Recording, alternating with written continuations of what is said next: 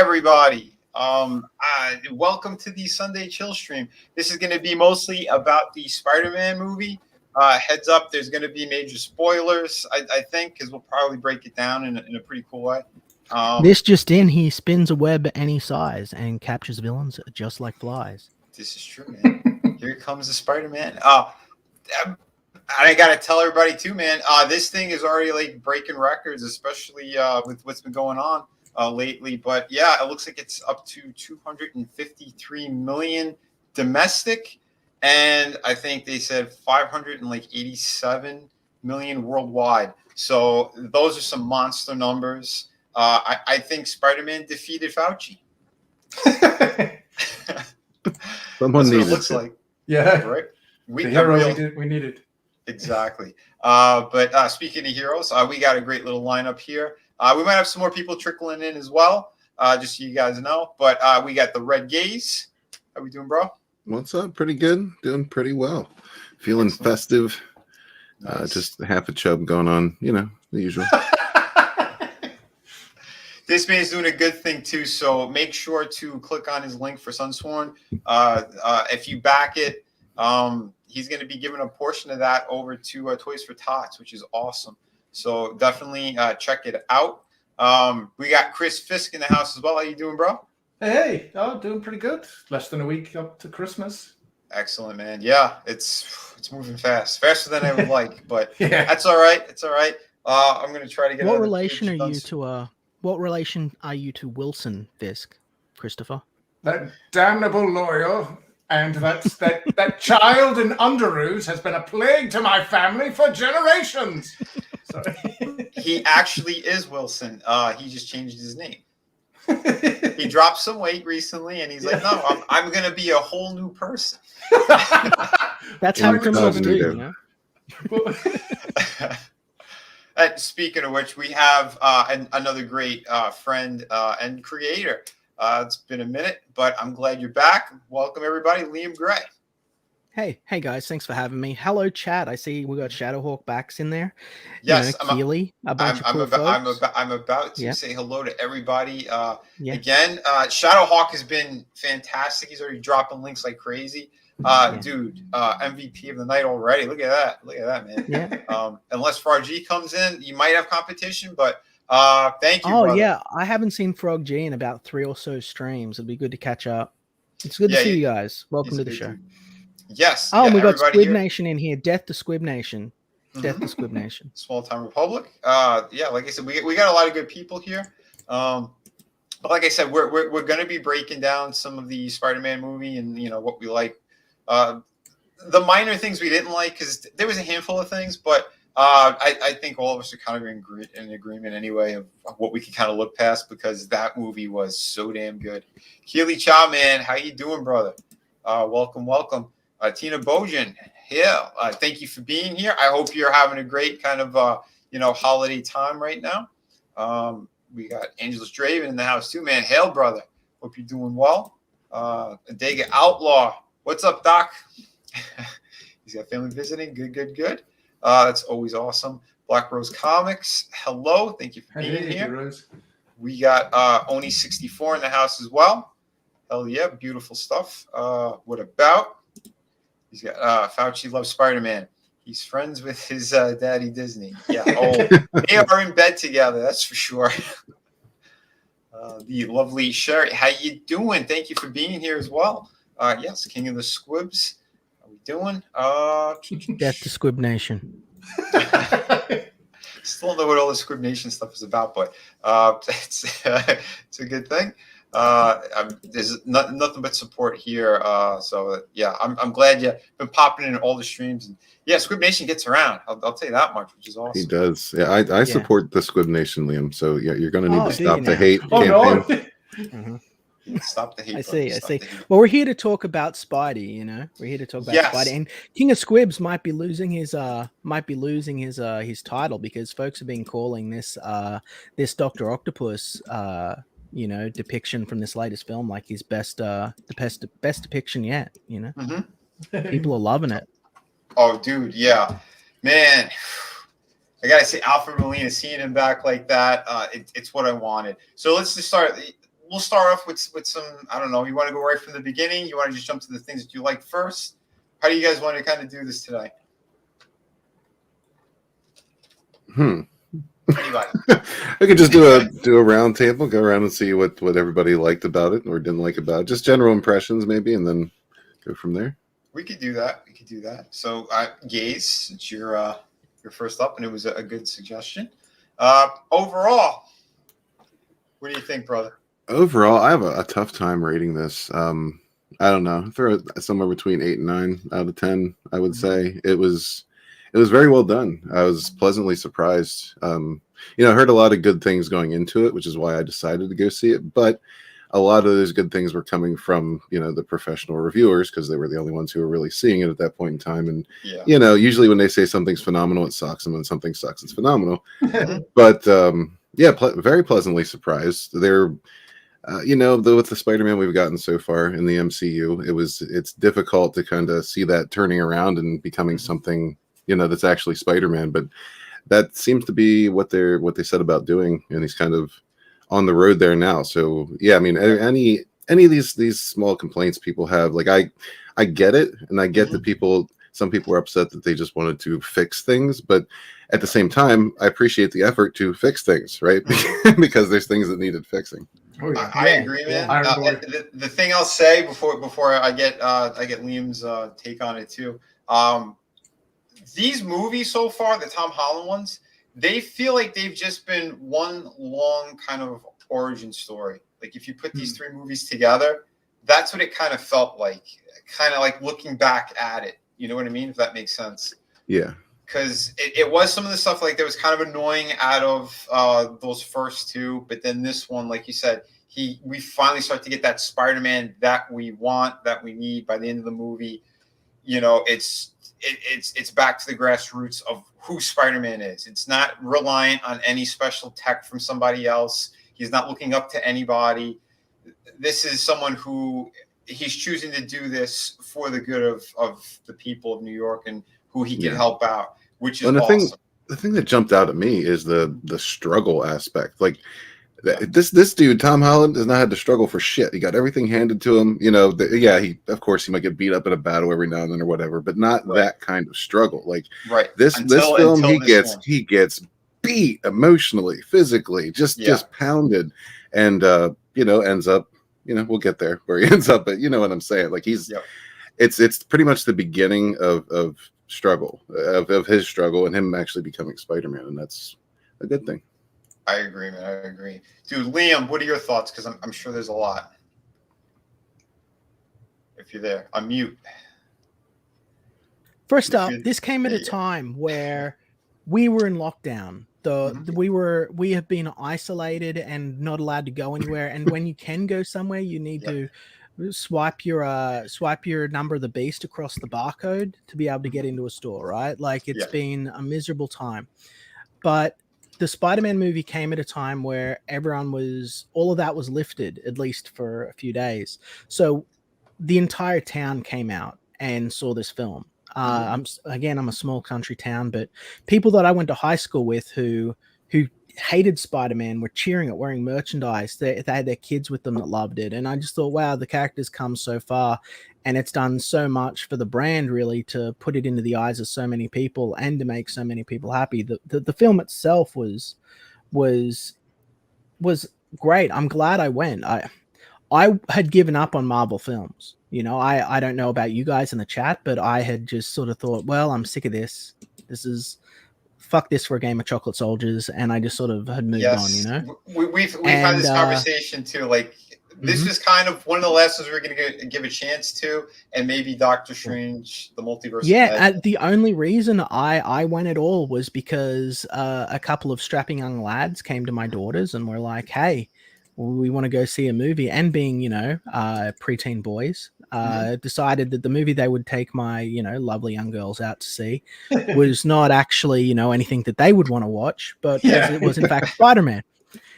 And so I was like, we're definitely going to go. I got to give you shit all night and I want to see Spider-Man. So me and the wife went and we had a blast. It was great. I went in with super low expectations. Yeah. And the criticisms that I have are so minor that I can save them for later in the video. What did you think, Chris? Yeah. I haven't seen it, so Oh, it doesn't matter. It's already been spoiled. Son of a. No, don't. You can't. that's spoil exactly what Fisk would say. Right. that damn child in his underoos. Why didn't the... Speaking of Fisk, it was cool that they actually, right before this movie dropped, we got to see that he's officially in the MCU via Hawkeye. So, they had built up to that. They gave you a glimpse here or there, like you saw his hand in an episode. Basically, like his godchild is that Echo character. So, like when you see her as a kid, like you see his hand basically. But then at the end of the latest episode, episode 5, it was the whole thing that Hawkeye was afraid of because things just kept escalating. And it got to that point where the big man's involved, and then you see on the phone Wilson Fisk, Vincent D'Onofrio, and I was like, oh shit, all right, nice. And Tony Tonedeff had said this too on one of our streams. He goes, how cool would it be if we see Wilson Fisk and then Spider-Man pops up and we see Charlie Cox? And they did it. We got Daredevil. He's officially in the MCU now. And We got Cox. The scene was great. There's always room for Cox. Somebody clip that. Only if you're brave enough. We're trying to refrain a little bit because I want to see if I can get monetized on this particular stream. We're talking about Charlie Cox. You weirdo. That's right. Calm down. We're talking about an actor, allegedly. You're damn right. YouTube. But anyway, it was fantastic. The scene was great. Like I said, there's spoilers throughout this, so we're going to be talking about it. But again, I just want to say another quick hello to Ashley, Walton, Parrot Head, Clown World Review. Again, we're all great people here. User full name, Vinny. Show respect. It's Ashley Lynn Gaia Storm. Okay, thank you. And speaking of which, we got Tony Tonedeff. I'll drop you a link too, brother, if you want to pop in. Tony's always awesome. Bam, there you go. Yeah, dude, I did enjoy this movie a lot. Again, being from Queens, growing up, Spider-Man was my superhero. Him on the Marvel end, and then Batman over on the DC end. But I gotta say, like everything that they did in the Raimi movies, like well, at least the first two, it worked. It made you feel everything that the character's supposed to represent. They nailed it 100%. The Andrew Garfield stuff, to me, it fell a little flat in some places, but I do think Andrew was a really good Spider-Man, and this movie really showcased that and proved it as well. Again, I told you big spoilers, but I think everyone knows at this point, since this fucking thing grossed $253 million, I think everybody's seen it now. But yeah, he did an amazing job. And in his movies, like I said, everyone but Fisk. Yeah, damn it, just like the villain he is. Spider-Man. This Mr. Fisk is awesome, but yeah, I do have to say, like, I did enjoy the Spider-Man moments in Amazing Spider-Man 1 and 2. I just Amazing Spider-Man 2. His suit finally looked great. He was great, and then they screwed up the villain. So that's the thing you need. The reason that Spider-Man works so well is very similar to the reason the Batman works so well, right? Like people have certain expectations for the actors. They need to have superpowers, they need to have this, but really what they need is a really good rogues gallery. Like without a rogues gallery, you've got nothing, because your antagonists are the catalyst upon which trigger your story.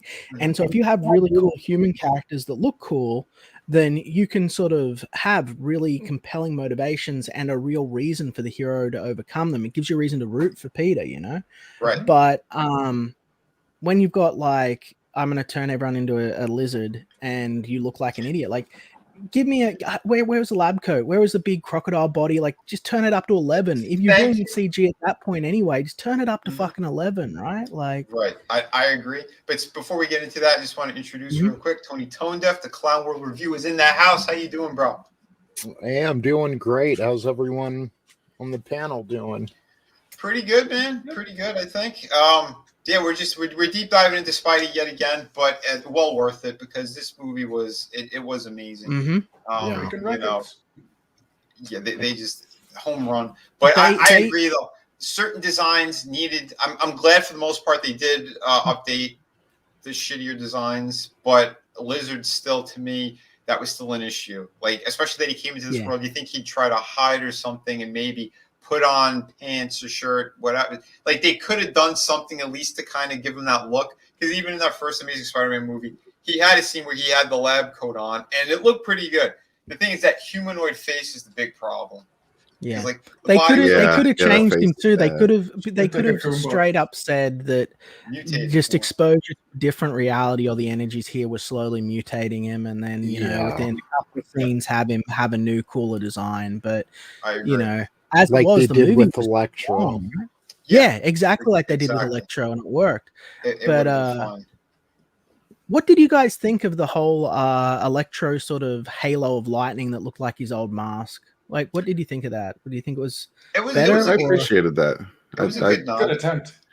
Mm-hmm. Yeah, because I really didn't like Blue Electro. Like, I know he comes from the Ultimates and all that crap, but I thought that was a good nod. Yeah, and everyone sort of makes fun of Max Dillon's like costume, the old green and yellow, the with the big spiky lightning bolts on the head. But to me, as someone that came up through the the 70s and the 80s, like, that's an iconic design to me. Like, it might be goofy, but I think it's one of the better supervillain designs I know, just because you can see it from like the other side of a store and go, holy shit, that's Electro immediately. Like, he doesn't look like a bad X villain or anything like that. Like, it's very distinct. Yeah, instantly recognizable. Oh, for sure, man. But again, like, Jamie Foxx, like, you could see he's not such a great person in real life, and you could see that it's coming out in a lot of his different performances. And there was a touch of that in here. Like, you could see why is that? Like, you want to bring us up to date on that? Because like some people in the audience, I'm ignorant of it.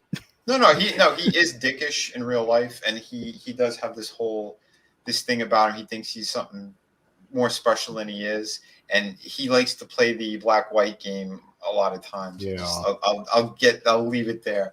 But you could tell there were moments in here where.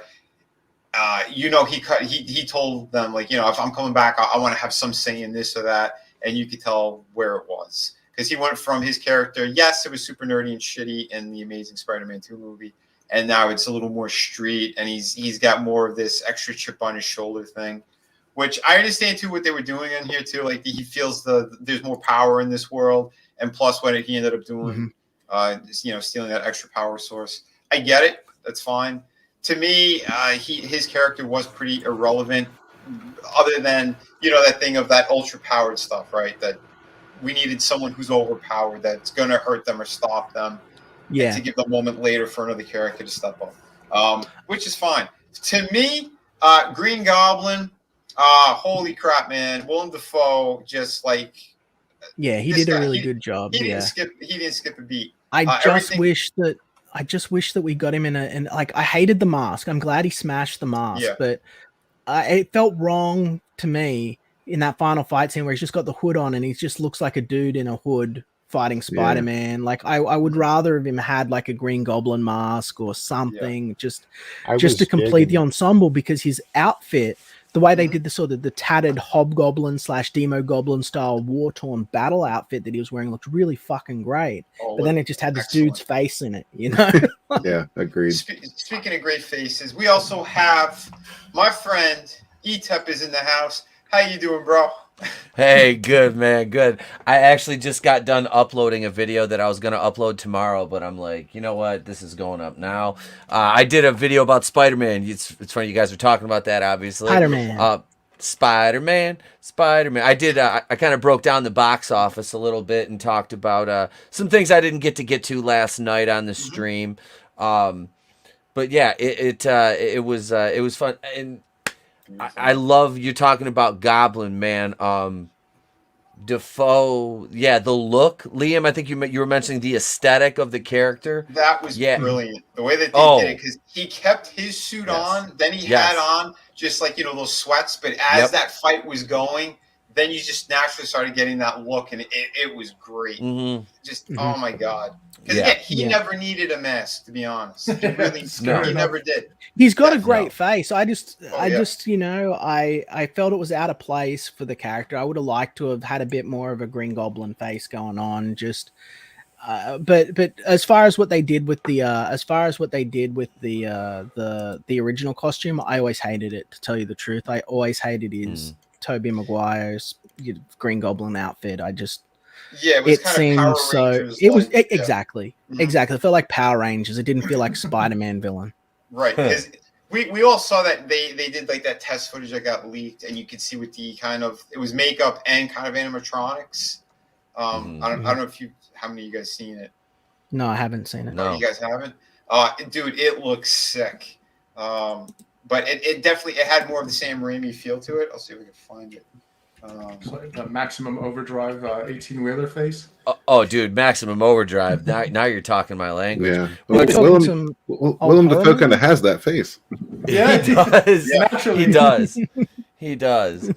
What's up, Red and Chris and Tony? How you guys Hey. doing? What's up? What's up? Yeah. Don't acknowledge the Squib Nation. Whatever you Yeah, do. this Stop was the hate, Liam. this was the one they did like the test footage on. Okay. Which again they were gonna pull more of like the hood over him as well, but like the face itself, they were going more Goblin-esque, which is Yeah, like, yeah. See, the eyes on that are a bit fucking wild for me, but the face looks really good.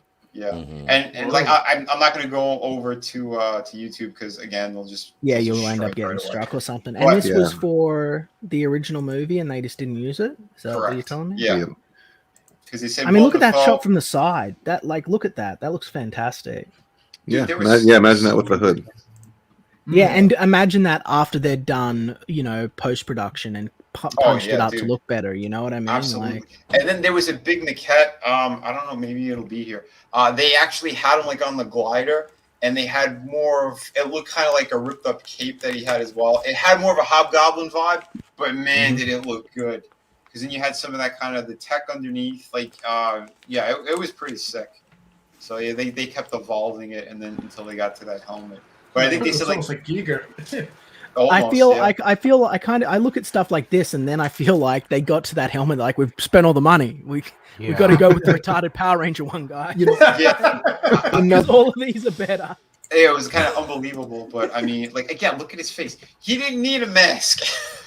He Which- does look, he does I'm- look good. You know. Yeah, I'm happy that they were like, yeah, you know what? Screw it. He really doesn't need one. We'll give him some goggles so when he flies, he doesn't need crap in his eyes. Perfect. We got it. Mhm. And they really did. They really did, man. I was damn impressed with how he portrayed it in this one because it's like you just ripped him out of the other movie and then made him even more evil. Yeah. Should have given him Gemma powers and turned he him was fucking green. sadistic. He was Yeah, he was. sadistic in this one. Why didn't they? Because this is a complaint I have about Spider-Man 3 that I don't make so often. Why didn't they do anything with Harry? They just called him Goblin and put him on the glider. Like, they Yeah, where did you get didn't the do goblin anything with him. I agree. They could have, but I think what happened was Avi Arad stepped in for that stupid third movie, and it's like, no, Venom has to be in it. Venom has to be in it, and it screwed up a lot of the game plan of what Raimi was going to do. Yeah. Dumbass. Yeah, right? It's like, how could you do that, man? Just let him make his movie. Spider-Man 2 is like a nearly perfect superhero movie, and it's still there. Like Oh, yeah. I'd say the top 3. Yeah, Spider-Man 2. definitely. I remember seeing that in we saw an early screening of that, and I just thought, Jesus H Christ, What's this is up, going to be Hellrat? huge. Yeah. And it was just fantastic, and to this day it stands up. The performance of Dr. Yeah. Octopus, the chemistry, and everything. Like, Toby has a few like little looks throughout the movie that, like, if you pause it, you know, you might think, well, is this guy all together? But other than that, the whole film is flawless, right? Oh yeah. Mhm. Yeah, and Alfred Molina, his performance was, God, it was so good to see him. And I'm glad that they actually kind of turned him babyface for the second half or whatever. Like, Well, that's always what's worked out really well for Otto, right? You know what I mean? Like, he's Yeah.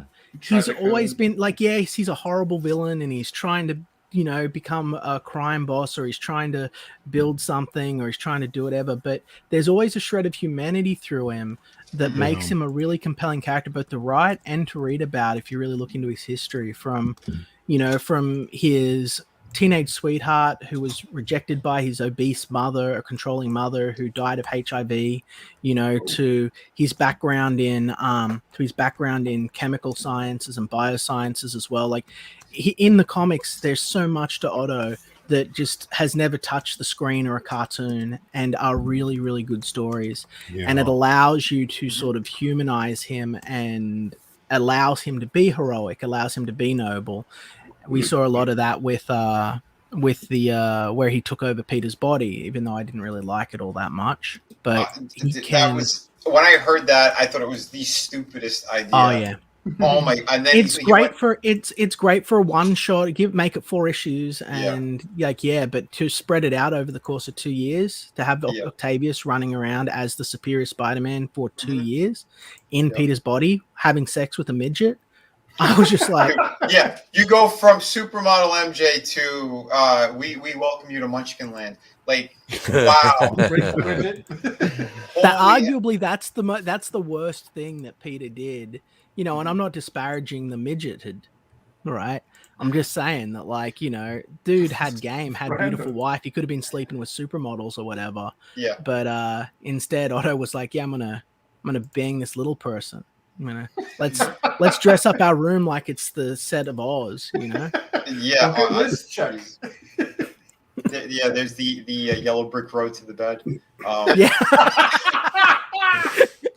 You got Superior Spider-Man. You just sort of you've got the little I forget her name now, but you got the midget girl like sprawled out on the bed with rose petals, and Otto standing there, and he's Spider-Man mask. Dude, not wearing anything else. It's like, was Dan Slott, was he trying to compete with Joe Q on who could destroy Spider-Man worse? Like, I didn't get that. Like, Brand New Day and that. Like, I don't know what's a worse storyline, because that I'll tell you what happened. They went and they hired. They're like, we're hemorrhaging money here on this right now, and we're losing viewers, readers in a big way. So we're going to do what we always do when we get in trouble, and we're going to go to one of the old school industry pros who's worked on the character a lot, and I'm not going to say who it is. People can do their own research. Don't want to get anyone in trouble. And they said, we need a really killer, awesome storyline to hook people in. And they said, okay. So they put it together. They wrote it all out for them. They said, here you go. And then the guys went, this is awesome. And then they did it, and everyone went, this is awesome. And then they went, because it's awesome, let's stretch it out for 2 fucking years and make it absurd. And not hire the guy that brainstormed and developed the entire thing, you know, like hire him to do the first part and then just not refer to him for the rest of it. Well, again, that's why to me, it's always been, Marvel is the house of stolen ideas. They'll screw over people that are on their payroll anyway, and even drag their name through the mud, which is ridiculous. And that's not how you do business. I'm sorry. And it's no surprise how and why they ruined what they did. But, you know, going back to the movie itself. Yes, the movie. Yeah, what this was, again, it was like a love letter to those other Spider-Man movies, because it unified all of it to me. Can you think of a better ending for the characters from the Tobey Maguire films? Like, I honestly felt when I watched it that they really had a really good send-off, and it was like, it felt complete to me. It felt so good, and I wasn't expecting to ever feel that way, you know? Yeah. Well, here was the thing. Before all this happened, they said, as it was starting, they said if this movie did the numbers that they wanted to do, they wanted to give Garfield one more movie to close out his arc, and Tobey one more movie to close out his arc. But the way that they did this one, since everything's going on in the world right now with, you know, the coof and all that shit, it looks like the way that they did this, it could have wrapped it up anyway. But at the same time, I think now the scream from the audience is, we want Garfield. We want another couple of movies with him. Yeah. And we want at least one more with Tobey. That's kind of universal. You know what they should do with Garfield? You know, there's probably no fucking way they can do it, but like, these people, the actors should be figuring this shit out by now. They should be giving us like television series and miniseries. Forget the films. Just Mhm. like if he can't make it in a huge big thing because you got to compete with the Marvel Cinematic Universe, give us a Daredevil style Spider-Man series It would with work. Garfield in it. You know, that way we get more Spider-Man. We get a nice street level Spider-Man. We get a nice bit of grit. You know, punch up his villains because that's where it was weakest, and just play it straight. You know, like that's what we should be doing, really. I agree. I'm sorry. Go ahead. No, I was gonna say he's make him the friendly neighborhood Spider-Man. Yeah. Like if you're ground gonna level. have if you're gonna have, let's say, Tom Holland, but it looks like they're doing that more with Tom Holland now, based on the end of this, because Hail So Master the excited for that, TDS. man. It does. It looks like they're finally going to go that route with him and give him more like the Raimi-based street level threats. Yeah. And pairing, dude. Okay, so that was one of the biggest pops in my theater was Charlie Cox, and I'm shocked that there was that many people there that were like, that knew he was Daredevil and Matt Murdock. Yeah. My theater exploded. Like I couldn't hear the lines he was saying up until he caught the brick. Then they did it again. I was like, wow, that's powerful. That's impact. Not only that, but again, like when Garfield popped up and when Toby popped up, I've seen some reactions from other people, like they've been putting it like on YouTube and stuff. It wasn't as loud as the theater I was in, and it was like, there was a lot of teenagers and stuff that were there. It wasn't so much like, crabby, like these crabby college kids now. It was just like true fans. Like literally, they were running in. They didn't want to miss a second if they had to go to the bathroom and get popcorn. You could see it, and just the sheer joy that people got out of this movie. That's what was amazing. That's what I love to see, and I want more of that. But I'll tell you real quick too. What I think would work for the Garfield ones, tie him to the to that Venom universe, that Sony, because apparently it's. You could say that it is two universes right now. It's the Raimi ones that was in it for Sony, and then that Venom movie is Sony, but it's not the same as the Raimi universe, right? I think if you put those characters together, I think it could work. It has the right tone. It does. Yeah. And it would be a smart move. So like you drop this Easter egg there, like again, end of the movie. We got that Venom going back to his universe, but he left a piece of the symbiote behind, seed. Right? Yeah, so now we know the symbiote is going to be here in the MCU. Fine, great. I think it'd be kind of a good red herring as well, or save it for later, and then just have Garfield and the Venom we've already seen twice now. Given how sort of shiny and sequenced the new That's Spider-Man for us. costume was, right? Yep. I would love if they, just to differentiate it from Sony, and I know that in comics blue is black, but I would really love if they made the Marvel Cinematic Venom look like Maximum Carnage Venom, like blue, like shiny blue, like not pitch black. We've seen him black in everything, because I like that old Lethal Protector style Venom. I like the way he looks. I think it makes him pop out against the background more. And we haven't seen it, but it'd look good. The two of them trading blows. Yeah, I like I said, there's so much potential right now, so much they could do. But like I said, for me, I'll hit some weak points. I think the opening, that's where I had some issues with. But I was able to sit there and go, okay, listen, I know this is a difficult task to do, so I'll give it to them, right? When he starts to cast this spell. And I was like, the amount of times he kept stopping him, I'm like, wait a minute. He would have at least said something right from the start. Okay, this is kind of dangerous. Like, let's hit the rules before we do this. Not that, you know what? I'm just gonna start. He's like doing little magic tricks there of all right. Hold on while I rewrite reality, the fundamental principles of people's minds. Right. Which, hold on a second, because there was something that and I'm going to just say it could have spoiled the movie entirely. Somebody actually did a meme that kind of covers it all, and I'd say it's kind of right here. Prepare yourselves, guys, because this could have just ended the movie for everyone. Right here. Can you make everyone forget Mysterio, including what he ever said? Of course, the end. Yep. That way, no one would have forgot Peter, just what Mysterio had done, and everything would have been kosher. Yeah. He's like, fuck that clown. I hate Mysterio. Damn. Right? Yeah.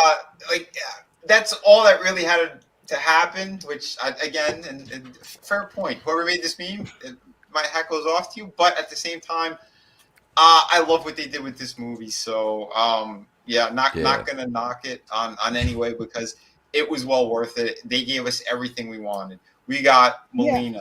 We got Willem Dafoe. We got the point where you got Maguire, Andrew, and Tom Holland all doing the meme. They're all pointing at each other. What more could you ask for? They hit all the notes that we wanted. Well, you want to know what else we could ask for? I'm waiting for. Speaking of memes, I'm waiting for the edit where the 1970s Spider-Man comes out of that portal at the end of the movie. The eyes. Yeah, and he saves the day. They just sort of Photoshop him over the top of MCU, Spider, and just give him that. Give him a bunch of quotes from the 70s series as he slogs off with Goblin. Hey, I got one. It would be the best cameo. No, the best cameo of all would be if Spider-Man just jumped in and he's completely mute, and all of a sudden a text bubble appears above his head, and you hear the electric company. Oh shit! Dude. Like I said, man, I mentioned last night, I wanted to see Canon Films, Michael Dudikoff show up because he was supposed to be the first live action cinematic Spider-Man was out of Canon Films. And Michael Dudikoff is still like in good shape too. Like, and he was in Avenging Force, which is one of my favorite movies, which I would have loved to seen that if he's, somebody does that edit, or even Turkish Spider-Man. If anybody sees Turkish Spider-Man show up, Spider-Man comes in, he runs through that portal, like that they couldn't close. He just sort of shows up out of nowhere. It's like, oh no, it's another Spider-Man, and it's Turkish Spider-Man, and he saves the day next. How funny would that have been if they leapfrog Miles and did those two instead? Yeah. Dude, okay, so that article I shared last night, now that we're talking about this, Vinny and Red were on the panel. Liam, I don't know, I think you were in the chat for a minute. Chris, you were in the chat. Tony, I know you were listening. They fucking listed the best Spider-Man movie ever made out of the 9 Spider-Man movies, which they included Into the Spider-Verse, as being better than the original Tobey Maguire and Spider-Man 2.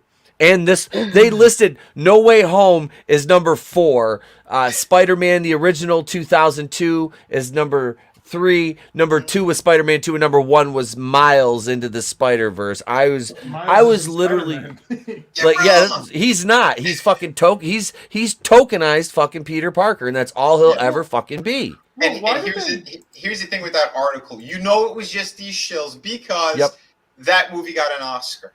That's the only reason why they put it for number 1. Because the other ones they didn't get Oscar for Best Picture or whatever. Listen, right now, that movie was great for what it was. Yeah. I enjoyed Animation. I would not put it in the same realm with these movies because, again, Spider-Man 2, it is kind of the epitome of that superhero movie. That's a gold standard. Yeah, Spider-Man 1 was like the first superhero movie to break $1 billion. That has a lot right there. That alone. So, I mean, you could see what they built and just kind of what it ended up turning into, how Spider-Man is so extra relevant everywhere. Not only is he like the number one, money-making character throughout the world, because he beats everyone. Spider-Man merchandise sells out everywhere. No one can even come close. Maybe Batman or Superman, but no. Spider-Man. Those the other only two that can come close to him. Yep. Well, my biggest beef with Miles Morales, and this has nothing to do with his race or anything. I mean, obviously he's a Spider-Man replacement. They're trying to get rid of it. But the thing that bothered me is, and I'm sure Vinny, you played the PS4 game. Oh yeah. Remember? So they have these really cool kind of side things to kind of break up the gameplay. So you get to play as Mary Jane doing these little stealth things, or you get to play as Miles Morales. But like later on, Miles becomes better than Spider-Man. Like if you look at his tech tree, like Okay. Where the hell's this like lightning and stuff coming from? Like, was Oh, that just a one up? Miles has the ability to do sort of an electric stinger. Yeah, why? Like, is that Because, just you know, to one up Spider-Man? Like, Pretty much, Yes. yeah. Yeah. See, so stupid. Like, no spider electrocutes. I played the PS4 original Spider-Man game, that amazing one.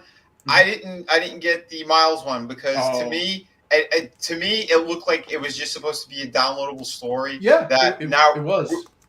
Well, there you go. And then now they wanted to milk people for that $60. But I'm like, no, I'm principle alone now. I rather wait for the sequel, which again, that sequel is going to be killer. They dropped the teaser for it.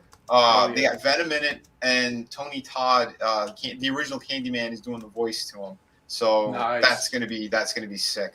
But I know it's far off. But at the same time, like that, I would put that game over into the Spider-Verse. I think that game was holy chef's kiss. They did my family justice too.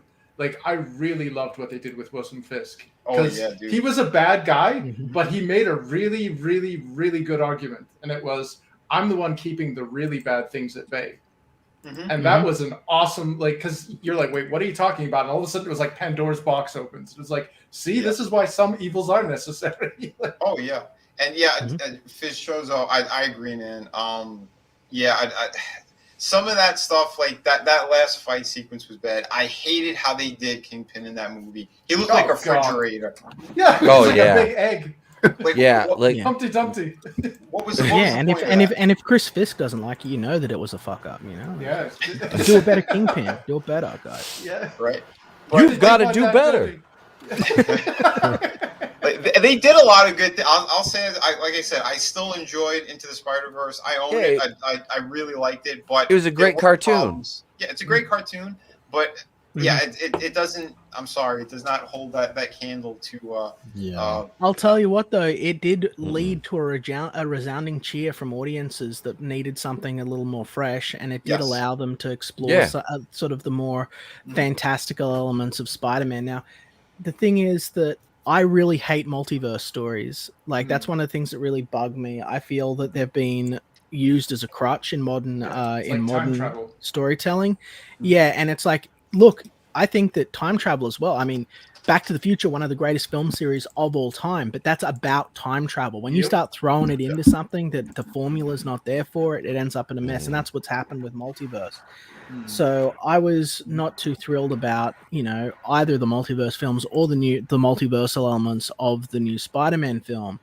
I was predisposed to dislike them. Yet they were good enough that when I watched them, I went, these have a right to exist and these are good stories. They're just not stories for me, And when I'm walking out of the Saradin, the theater, and there's kids that are running along going, thwip, thwip, thwip, and running around through the crowd pretending to be Spider-Man. And, I'm thinking, like, those kids like that movie, that they deserve to have something that they can enjoy, like, that's why we do this. People give me shit about being focused on kids and children's entertainment and try and make it creepy, but where are we going to find our next generation of fans if we're not passing along and sharing that joy and excitement with them? We were the kids, exactly. And now what are they going to grow up with? The 14th or 15th incarnation of My Little Pony, each one more sexually degenerate than the last. Like, that's so true. Dude, it's ridiculous. But also, another great statement. Yeah, Daredevil did Kingpin much better than Into the Spider-Verse. Oh, yeah. D'Onofrio, holy crap, man. That man, just sign him for life for this character because no one does it better. The writing for him was so good. That whole episode that was just his backstory from when he was a kid until, kind of like he was an adult. You see all those decisions and what happened and what kind of shaped him to being the man that he was.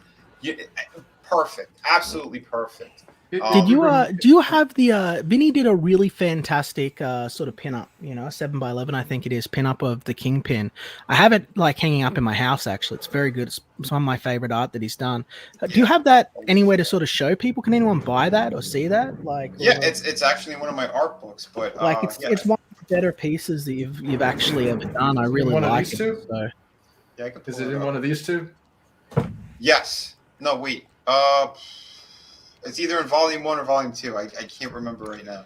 Yeah, and you just really captured Fisk's whole natural demeanor, his natural sort of he's just sort of it looked exactly like Kingpin. It just radiated something, and you think, oh well, how hard is it to draw a big fat Italian guy, right? But there's a sort of presence. You've got to have this presence. It's in that Fisk volume has to 1. convey, you know. All right, let's go some Christmas present. Bam. It's like, so if you there guys you go. haven't, like, yeah, There like we here, go. look at this, look at that, like Fucking it's awesome. perfect. That's It's a yeah. perfect You guys. picture. Yeah, Frankie's got a poster of this in his room. He's like, This is Oh, one of I my love the favorite pieces. cityscape. It's like, Yeah. it's good. And Daredevil's cool too, but just that Fisk and the way that you've got the sort of embers rising up behind him into the clouds and everything, like it's just so good.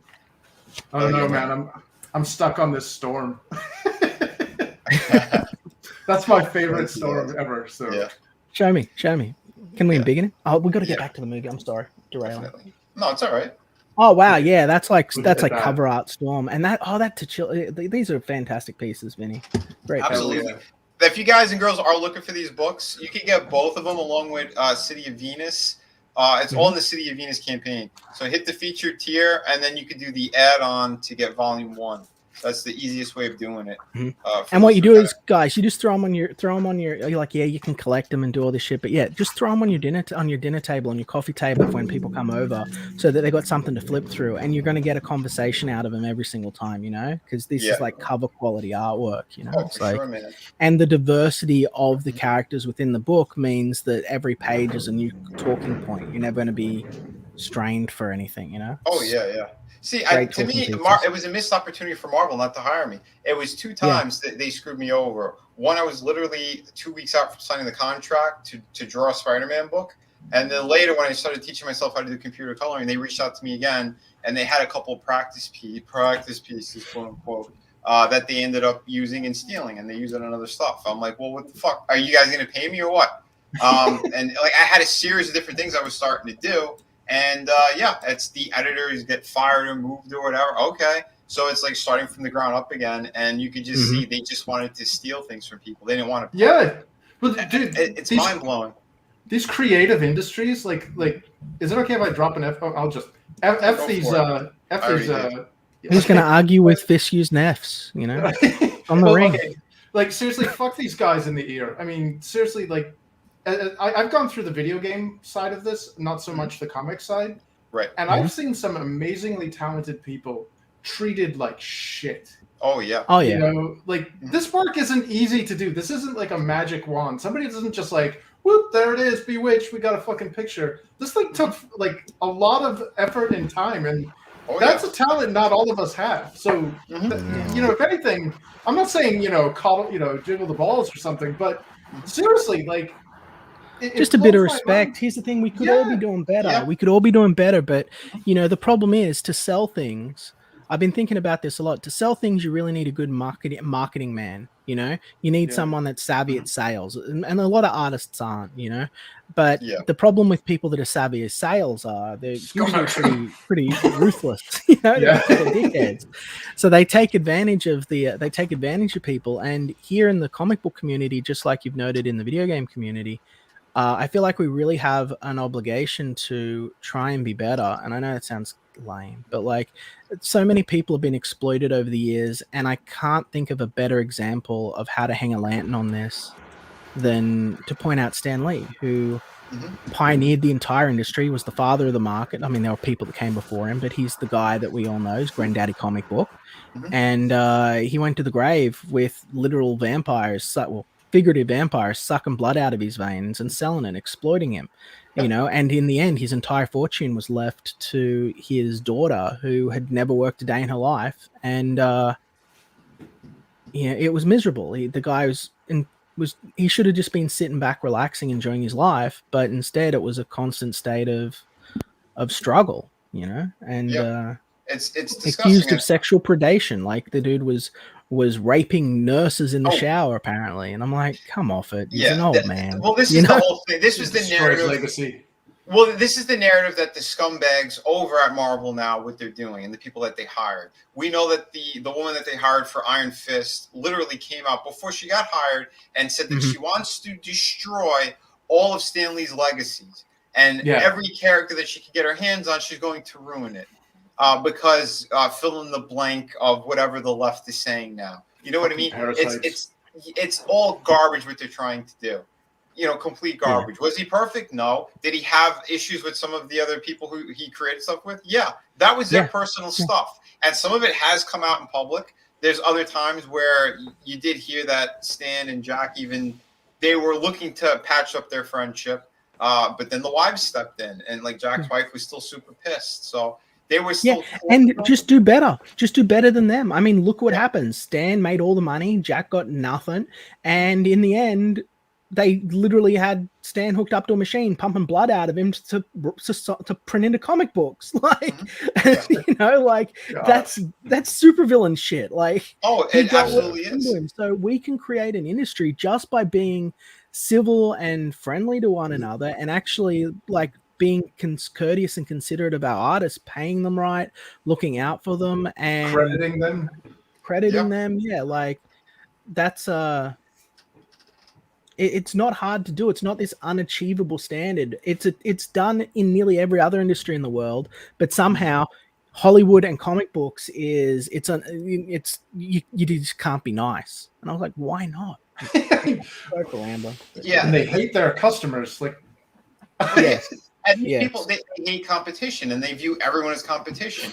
Because again, there's so many people that I knew as well, and like in the convention scene, that they all had a knife in their hand. They're waiting for you to turn around. You know, and it was gross. That's why it felt dirty. So a lot of the things that we've been doing here, and kind of like the friendships that we've made and all that kind of stuff, like you can see how we're all building each other. We want to see each other succeed. Exactly. Because as one succeeds, we're all going to. We're going to keep rising, you know, and that's the beauty of it. The fans who have been giving us so much support on all the streams, on all these projects, you know, that's what should be, you know, pushing this whole new industry. Not what they did, because you can see what they're doing everything's being destroyed.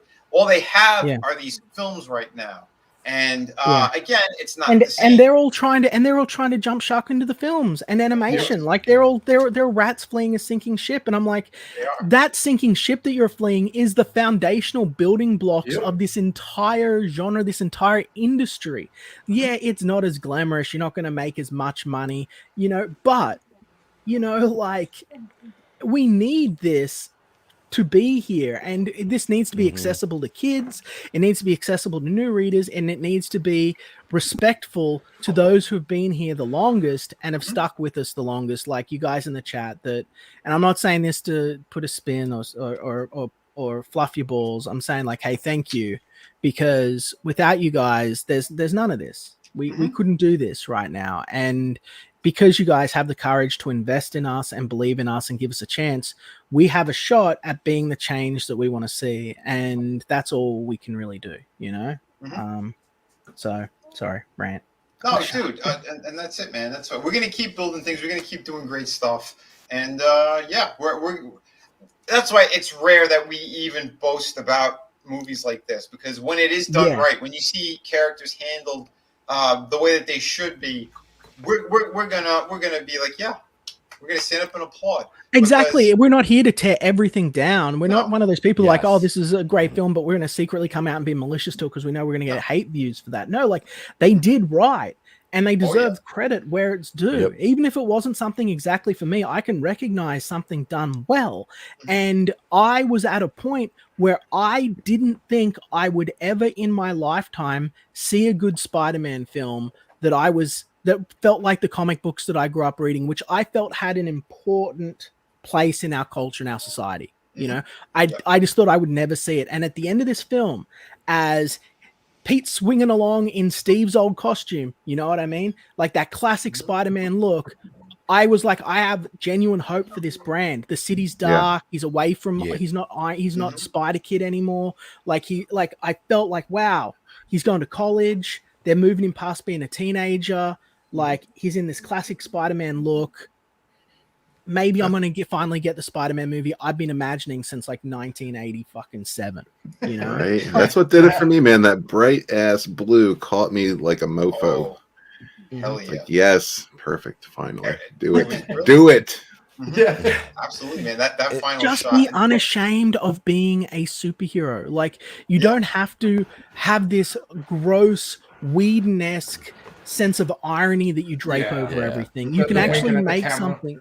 Yeah, you don't need to be winking at the camera. Yeah. Yep. And in the meantime, if you're, back Vinny's books, back Sunswarm, back Wonder Island, I don't know if you guys are doing anything, but check out their YouTube channels. Well, because because that's the thing, man, is we're inspired by the good stuff, and that's where our creative juices are kind of coming from, of that same mind frame. Because like when I tell my stories, I'm doing it in a certain way that like what some of these stories kind of did for me, that I wanted to resonate with other people. Like, you could tell a really good story, you could get it in depth with these characters and subplots and things like that, and just evolve these characters, give them a great arc, and people will be gravitated towards them for sure.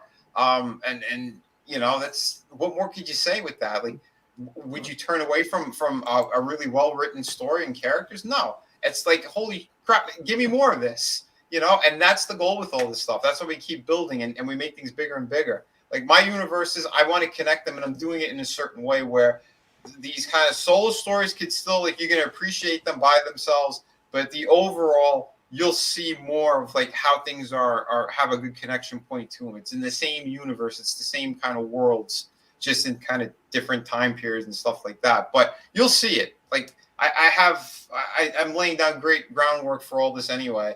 And there's, if you guys noticed, there was an update that I had for a time lapse that I left out an image, because you're going to see it in the book, and it's going to connect to something else that later down the road you're going to see. And that's all I'm going to say about that. But it's these things where I'm giving these flavors, I'm giving these kind of great little Easter eggs as well, because I think it's important on what we're doing. I'm taking a little bit of the blueprint from the books that I like, the stories that I like. I'm like, well, what if this happened earlier? That was connected to this. Like, just these kind of little seeds that I'm planting, and you'll see how that tree grows, and it's going to be awesome. So Frankie says he's going to make Spider Crabman, and I say to thee no. I say thee nay. Frankie knows. I say thee nay. But Rich Cook weighs in with an interesting point. He says, I hope that Spidey movie is as inspiring to me as it is to others. I wanted a good Spider-Man movie for a long time. Sorry, I burped because I'm so classy as a streamer. But I went in with low expectations, thinking nothing. And so I want to raise the idea here. That's something I've heard from everyone. We sort of didn't think that it was going to be that great, right? Is this film as good as it is purely because the films before it were so disappointing in so many other ways? Or do you think this is really a timeless masterpiece? No, I had hope from it from the beginning, and I said it on other streams too. I said this was the movie I was kind of waiting for, but I think it's going to have legs for sure. We're going to look back and be like, okay, this was the point where Tom Holland Spider-Man just they rocked it. But not only that, it's just kind of like what Garfield brought to it, what Toby brought to it again. That's the kind of support system that Peter needed to kind of evolve a little bit more, because that tragic thing that happens, then they're there to agree with him and be like, no, it's like, we've had these same tragedies, and this is the moment that really shaped us. They gave us a setup and a payoff, which is something they don't usually do, and it's actually very easy to do a setup and a payoff, but they rarely do it in film or even in comics anymore. It's like but here we've got, like, with Garfield going like, oh, I couldn't save Gwen. Well, all right, that moment, that I mean, again, I hate when trailers give so much away, but even though we knew what was going to happen, we knew he was going to save her and get his redemption arc, the way that they acted, it was so strong. Like, when there was no speech, there was nothing. He just caught her, and there was just this look of like, are you okay?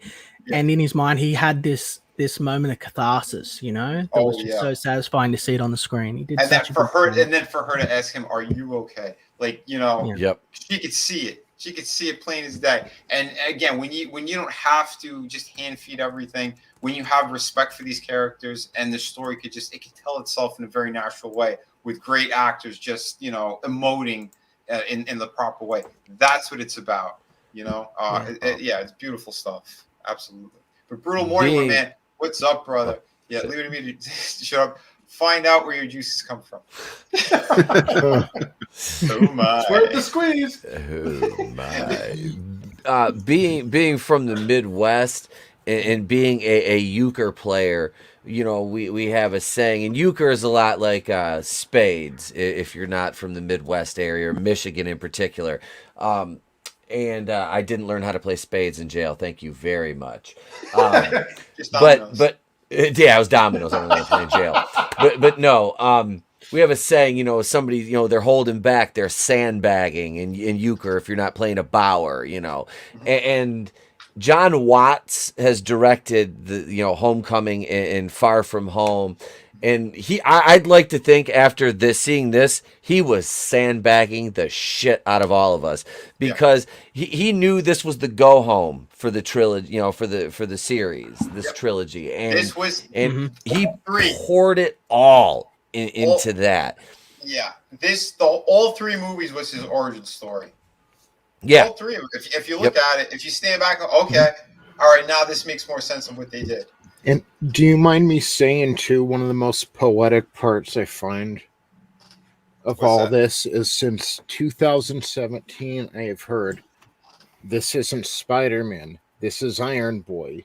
This isn't what Spider-Man does and all this tech. But in the movies this entire time, Tom Holland's just been like, look, I don't want any of this. I just want to be the friendly neighborhood Spider-Man.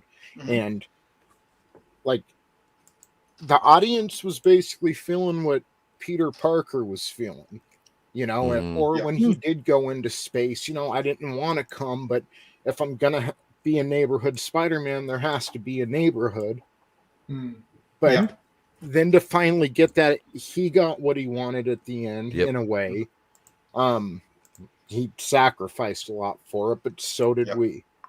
But that's Spider-Man's, that's like he's meant to suffer. Like that's his beast of burden is the weight of his decisions, you know, and how they affect him. But you know, even if it did get frustrating at times, like when have you ever gone through the journey with the hero like that? Yeah. Well, it's like a lot of these modern writers don't understand what a hero is. You know, they just want the payoff, but they don't understand. Like a hero is a result of surviving, adversity. Yeah. And you don't just make a hero like, hi, I'm a Dora the Explorer and morbidly obese and I got internet gas or whatever. Like those aren't heroes. Those are sideshow attractions, you know? You need somebody that's like, this is like a hero could be a boring looking Joe Schmo guy, but he could have survived the train to Busan. You know what I mean? Exactly. And that is a fantastic point. Because what happened even when Ned pulled in Toby, right? He walks in, he goes, it's just a regular guy. You know? And that was the point of it as well, right? We just had Garfield. He showed up in costume and everything. You had the funny moments, great stuff. He walks in and it's like, oh, it's just a regular guy. No, it's not just a regular guy. And then they showed it like 30 seconds later. But see, and that is such a cool thing about it, and what they've done with this character, like I said, through the books and stuff. He is that guy. He's going to struggle. He's going to have those moments. And then Toby said it too. It's like this. It's just what we do. You know, we get beat down because we could take it, and we're going to help. We're going to do the right thing. You know, and that is a damn cool thing, man. Yeah, do you mind just bringing up what I've shared for a second there, Vinny? Because it pertains to this. So it's like this is just a rough storyboard that you could put out today. And here you can see Lieutenant Caspian. He says, well, what the hell, but how? And then Arlen says, you can see he's struggling. He's tired. He says, not good at geomancing. So I aged my sword into a shield. And he's got a crystal sword. I'll explain all of that later. But the relevance here is like, I didn't just show him with a sort of impenetrable barrier or able to overcome the big villain that he's fighting. Here he's fighting a giant dragon. He had a last minute rescue, and you can see here just in his stance and the way that his hands are out, how she's done him, that this is a hero that has had to struggle. He's not good at things. He has shortcomings, and he knows, and he has to work around them to try and find success by using different tricks in his arsenal, different things that he can do to try and overcome the adversity thrust on him. And that is how you build suspense in a story, you know, that was very much influenced for me by Spider-Man. Like growing up, this is a character I could relate to, and seeing his perseverance, and not just like the traditional I can get through anything grit that we see in so many modern anime, but a quiet level of humanity and humility almost,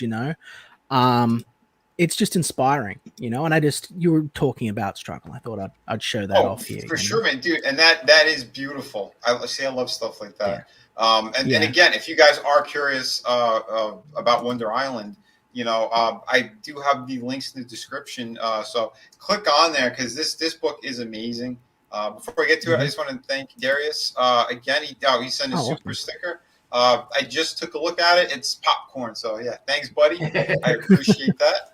Excellent. But again, like this book is beautiful. I've been seeing so many amazing pages.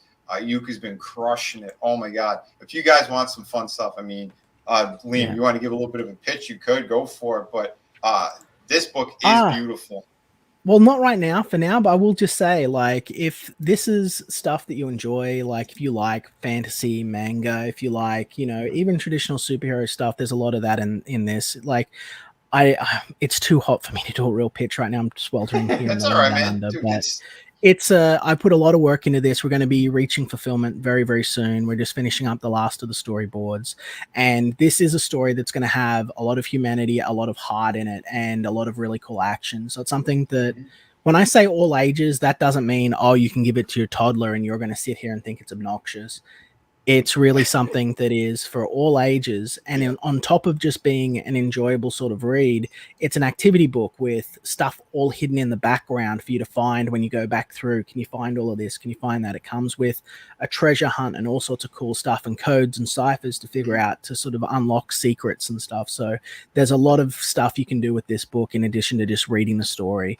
And you can even just pick it up if you're strapped for cash, just for $10 for a digital version. Any donation is a huge help. And you're not just buying a book here; you're investing in my company. Your donation is helping me provide, a payroll for artists and get these books out there. This is just the first step in everything. So we're counting on you guys, and I hope that the stories that I make are in line with what you expect. And I see one of those lists for the treasure hunt. Oh my god, there is a crazy amount of stuff that's going to be in that book, and I've seen some of them on some of the pages as well. And because I've been privy to some of the work hangouts, and it's zooming in and like just putting something there and then zooming out. It's like, oh my god, I didn't even realize that was even going to be there. Yeah. Dude, beautiful stuff. And and it's going to be a lot of fun, and that's the thing. Like Xenotype was a very gritty, dark science fiction book, and I wanted something that was a bit more fun. But of course, I want something that's heroic and, super heroic and inspiring and everything, so like you're going to get a cool story. It's not just going to be a predictable cliche with a big blue beam in the sky at the end of the book, there's a lot going on here, and you're going to be like, oh wow, there should be. Anyway, check it out if you got a few bucks to spare. I'll appreciate it. You will not be disappointed. This man, he's already fulfilled an amazing 200-page manga book. So this is someone you could definitely trust and rely on to deliver you quality. I can tell you that much. But taking it back to the Spider-Man conversation too. I gotta say too, because one of the strong points that Marvel still has is definitely Doctor Strange. For me, he's that Benedict Cumberbatch. He nailed that role. I really like his performances and everything he's pretty much done from. Well, the guy's just a great actor, but what he's done with Doctor Strange is very solid. And what they did in this movie, I thought it worked so well. And they gave Peter, like all the Peters had something kind of different and unique about them that reminds you of the comic books. And when they went to that kind of mirror dimension, he's like, this is my world. Like I'm pretty much a god over here. And then Spider-Man's like, wait a minute, this is just geometry. I know geometry. And he ended up trapping Doctor Strange. That's so Spider-Man. That's so Peter. You know what I mean? I was like, holy shit. Like, if I was 10 years younger, I'd have stood up and clapped, Dude, But now it's like your bad back, bad knees. I get you. It's bad back, bad knees. Me and Tony were talking about this the other day. It's annoying when people clap in a movie theater and it's not like the very end of the movie, because I had that happen like 3 or 4 times during the movie, and I'm like, yeah, I'm glad we all like the movie, but shut the fuck up. I paid my $7 I want to hear the goddamn dialogue. Shut the fuck up. The actors aren't right here. It's not a stage performance where they're gonna stop while you applaud and then pick up the dialogue after. No, I missed half of what Matt Murdock fucking said because you wouldn't shut up. I said the same thing, word for word. I'm like, can we just do like the Asians used to do back in the day? They'd sit quiet like church mice until the end of the movie, then they get they really liked it and start applauding. Oh, it's so a digital good, projector. What are you clapping at? Yes. No, the actors are going to hear it through the projector. Yeah. Oh my god. Yeah, because like, they didn't leave those beats where we're supposed to applaud here and then they say their line. Sorry. Like, even in a play, don't they like wait till the end of the scene or the end of the show and then give a big applause? Like, yeah. Like, dude, come on. and that's more worthy of applause than something that took 17 takes to get. You know. And Rich Cook, you're right, man. Eggs Benedict. He's good. Yeah, his Sherlock was great. I really enjoyed that series. I liked him as the I've Grinch. never seen any of those. I'm sorry, what did you say, Chris? I liked him as the Grinch. Oh, he played the Grinch? Didn't know Yeah, that. there was a new CG like a couple of years ago, and I just saw it, and I was like, wow, this is really good. Illumination. I watched it with the kid. It wasn't bad at all. I was like, oh shit, all right, this is the Doctor Strange is the Grinch. That's a hell of a crossover. Yeah. Oh, ETEP, I think you would dig Sherlock. They kind of play like movies. They're about like an hour and a half to 2 hours, some episodes, but they're short. Like the seasons are short, but it's just it's like a couple of them, and the whole thing is just amazing. I recommend it. It might still be on Netflix. That's where I saw it. I'll have to look. Watson. Yeah, I think you and the wife will dig it because again, his Watson is the little dude who played the Hobbit, played Bilbo in those last. Oh, the guy that was he was the Agent Freeman. Ross. Yes. Agent Ross in Black Panther. Yeah, Freeman. Is that what you said? Yes. Yes. He's awesome. Thank you. I like that guy a lot. And Martin Freeman. That's it. Thank you. Yeah, he's a good actor. The dude is a good actor. Oh yeah, dude. They play off each other so well. Yeah, I highly recommend it. And then your Moriarty is really, really good. Holy crap! And speaking of really good, I said it a little bit earlier, but Chris has a fucking good looking shirt on. Like, goddamn, that is a handsome shirt he's wearing. That is a handsome fucking shirt he's wearing. And if you want a shirt like that, you can go over to Teespring and just search The Place to Be Reviews, and we've got the Monday Night Going in Raw, no protection required, exclusive hoodies, shirts, tank tops. We got leggings with that logo on. If you want, we got kids going in Raw hoodies for the kids. Get that shirt allowed the man to lose 400 pounds. Do you have one of the hats, man? Pull one of the hats. I don't have one of the hat. The hat I have, I look so weird because I'm in front of the green right now. Help me, I'm melting. If you don't buy a shirt, I'll melt away. No, but we've got the Place to Be Reviews logo on a bucket hat. The beanie I have, superfan Adam Shawhan had custom made for me. And he sent it to me. Yeah, man. That was beautiful. Yeah, dude. I'm like, I wear that thing everywhere. It's like, it is. It was like, he's like, hey, he goes, I sent you. I'm like, that man is, and he's, like I said, we talked to him last Monday. He was on the show with us. He's doing better. He's come back nicely from that rough case of the coof he had. So yeah, Superfan's doing better. Yeah, he's a good dude, man. And yeah, anyone, if you're going through anything right now, man, we're sending nothing but love your way. And remember, take your vitamins D, C, and your zinc. Yep. It should put a lot of stuff at bay. Just saying. I'm no doctor, but it definitely helps. I don't want to pull up the one doctor we have. No. Although I think Outlaw, he's someone I would pull on, but he said he's got family on. Or they're home right now. So, but it's all good. It's all good. Just to add, I'm a big collector of T-shirts, and I recently acquired or purchased the Drew's Beware the Drew T-shirt designed by Tommy. Very cool. Yeah, excellent, man. Yeah, I'll be dipping my toe into some merch as well coming into 2022. A lot of people have been asking, so I'm gonna do it. I'm just I want to focus on the book first. I'm so close right now. I got maybe a page and a half left for the actual pencils and inks, and then I got to color a couple pages, and yeah. So I'm looking at first quarter right now. And Shadow of the Kraken should be in your hands. But I'm literally $52 away from hitting 18,000 on this. So if you want to give some extra support, that'd be amazing. But yeah, I am working damn hard, and I'm going to make sure to give you guys one of the best books of the year. Again, 52 pages, and these last pages I'm working on, it's all spoilers. So I'm sorry I can't show much of it. I tried to put a panel or two here or there and do like the time lapses, but yeah, I'm sorry, I'm not going to give it away because we're at the end of the book, you vultures. Let the man art. All right, Iron Man pops up. No, I'm kidding. But no. You guys are gonna love it, and yeah, it opens up to something even bigger. So and that's it, because like issue 2 is gonna have. I'll tell you right now, it's gonna have a slightly different tone. It's gonna be way darker. This has some great moments in it for sure. You're going to get these great ship battles. You're going to get some great stuff happening. It takes place in the Caribbean, and I'm kind of going to show a little bit of like that beginning of piracy around that time and who was involved to really make it. Like, there's art in this book, guys, that I've seen, and Vinny told me not to tell anyone, but you know, he can't keep me off now. So there's art in this book that we've seen that has marine life in it that is just absolutely stunning. Like, it's like poster quality stuff. It's really incredible.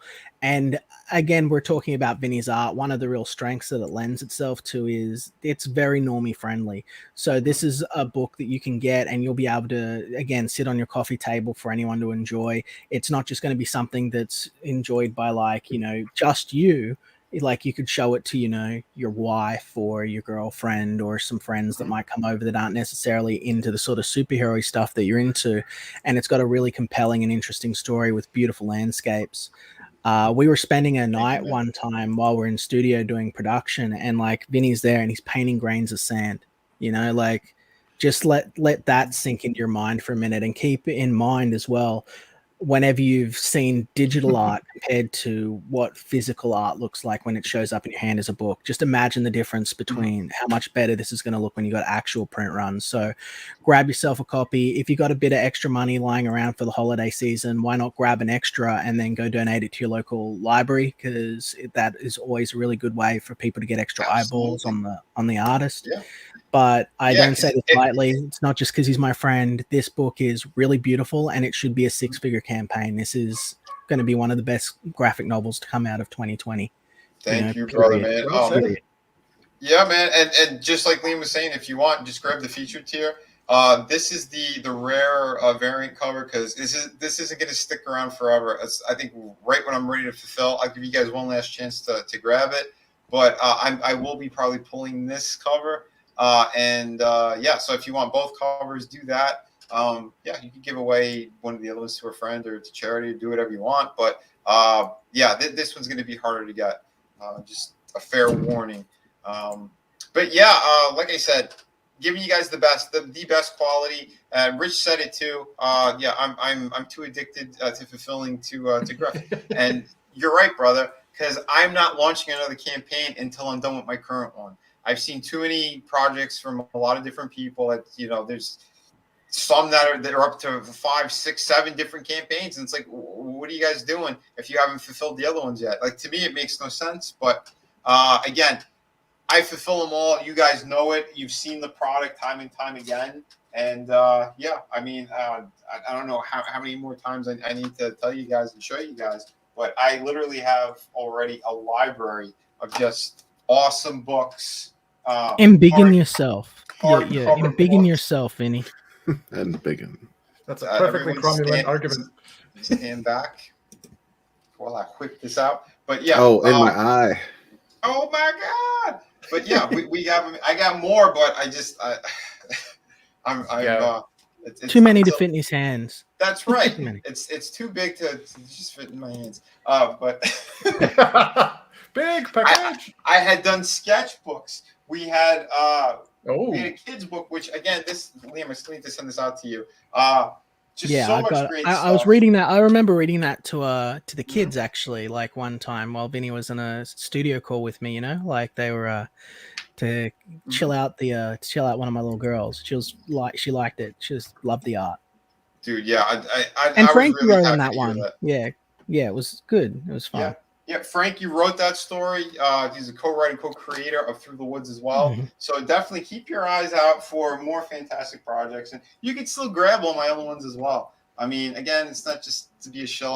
I'm showing you guys, letting you guys know it's the holiday season. Yeah. You want some extra great stuff. This is what I said earlier. If you want, just click the featured tier here, and then do the add-on right before checkout, so you get all 3 books, the 2 art books and City of Venus. But I won't get into all this. Like I said, though, this is the next book. So as soon as I'm done with the Pirate one, as soon as it's fulfilled, City of Venus 2 is coming at you, and it's going to be another 50-plus page book. So, I heard you guys. You wanted more, you're going to get more. Through the Woods, Beautiful story, 100 pages, ghost story. Again, European format, hardcover. You get the best right here. And he's not doing another run on those guys. So once the hardcovers that he has in stock are gone, those are out. Think of them as limited collector edition stuff. So grab them while you can. You know. Yeah, man. I mean, I know it's not like he's going to be out of them tomorrow, but you know, if get in on them while you can. They make good gifts. That's it. Yeah, we're like in the last 100 or 100 and maybe 20 or so left. So yeah, when they're gone, they're gone. So definitely, and if I start doing conventions again, which I might be doing, I'll be bringing a few over there, so they might vanish even quicker. Just a fair warning. Vinny, we might have some cutting news here. Are you looking at the private chat? We've got some cutting news here coming to us straight from ETEP. You know.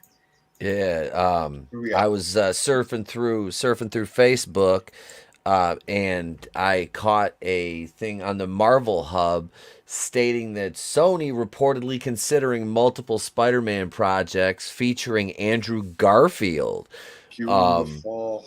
Multiple. So honestly, and this is something I said in my live stream Friday Vinny was on, and also my video I released earlier tonight, is that I kind of have to walk back some of my critiques of Andrew Garfield. But honestly, I think it's the maturation process as an actor, and this shows how good the writing was on this movie. Yeah, and he's got to cut his hair shorter. You can keep that criticism. So that big giant bro have hair. What the fuck? I give all the credit to Sony for this, man. This is this was on them. And they deserve the success, and I would love to see him come back. And you know, even if the sun has set on Toby with this appearance, Andrew Garfield is still he's obviously up to the task of taking this role on again. So I'm all for it. If this is the level of quality that we're going to get, well, you know what this says to me, right? We're going to use a little bit of Blue's Clues here and a bit of speculation. Yeah, if you don't mind, Vinny, but they're not likely to be producing multiple films at once, you know. Yeah. And I doubt that his performance in Spider-Man was so good that they were going to just immediately sign him up for another 3 movies. So what this says to me, and I could be completely wrong. You tell me what you guys think in the chat. You know, turn your big brains on and tell me if you think I've got the dumb. But this says to me that they might be doing Pete as a bunch of cameos in other movies, like maybe Morbius, maybe you know, a new Venom movie, maybe a few other, they'll do something with X-Men and Spider-Man, you know. Multiple properties. Well, I said it earlier. It would be the smartest move is to pull Andrew Garfield into the current Sony verse that they have right now. Yep. Yeah. It's separate from the MCU. There's their Spider-Man. Yeah. There you go. Because everyone loved them. You don't have to retell any stories. It's okay, man. Just give him. We're past the origin, so now we just get nice Spidey stories. Yep. You know, like that's what have him doing the Daily Bugle thing, interacting with these characters. It'll be great, you know. And to do it at the same time, because I don't even care if you have Andrew Garfield and the Mad Max dude, Tom Hardy. Tom Hardy. If you have them in a movie, and they're doing their thing, and it just works. And then you have Tom Holland and a brand new Venom, and the way that they could tell that whole story. I'm fine with that. Yeah. I don't think anybody would be like, oh, yeah, no, that we just want to follow one story. No. People will be like, dude, that's awesome. Let's see it. The problem that I think that they're going to face as an enduring issue, and I say this of Marvel, I say this of Sony, I say generally speaking, is we need these villains to really land and work. Like the best villains that we saw in this recent movie were all the Toby villains, right? Like Electro was okay, but like the Sandman and Dr. Ock and Green Goblin, they just owned that film, and they're arguably some of the best villains that we've gotten in anything, right? Like who are some other Marvel villains that are like fucking Ultron, like Thanos, like he sat on the fucking throne for 10 years and then snapped off his fucking fingers. Like, well, you still got Lizard was an afterthought in this one, and then you've got the Kraven solo movie with Aaron Taylor Johnson coming up, because that's all signed, sealed, delivered. You got Morbius coming up, so there's a lot that they're working on right now.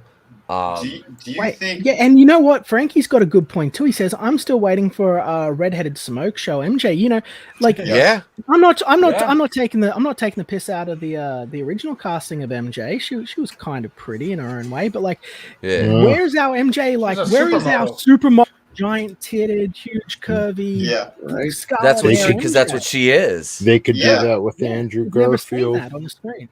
Yeah, they could. And here's the thing: they had casted a redhead, and they cut out her scenes. They said they filmed like a good half hour's worth that could have been put in the movie, and they took it all out. And from what I saw, she was pretty good looking, but again, she was still more like the kind of teenage years. So they didn't go with like ultra bombshell yet. But they could bombshell the fuck. We don't even see that on the cinema anymore. They make everyone flat. Yeah, everyone's flat with weird feet now. But what I'm saying is Brie Larson. They have Brie Larson feet. Is that a personal attack? Sasquatch. Is that a personal attack or something?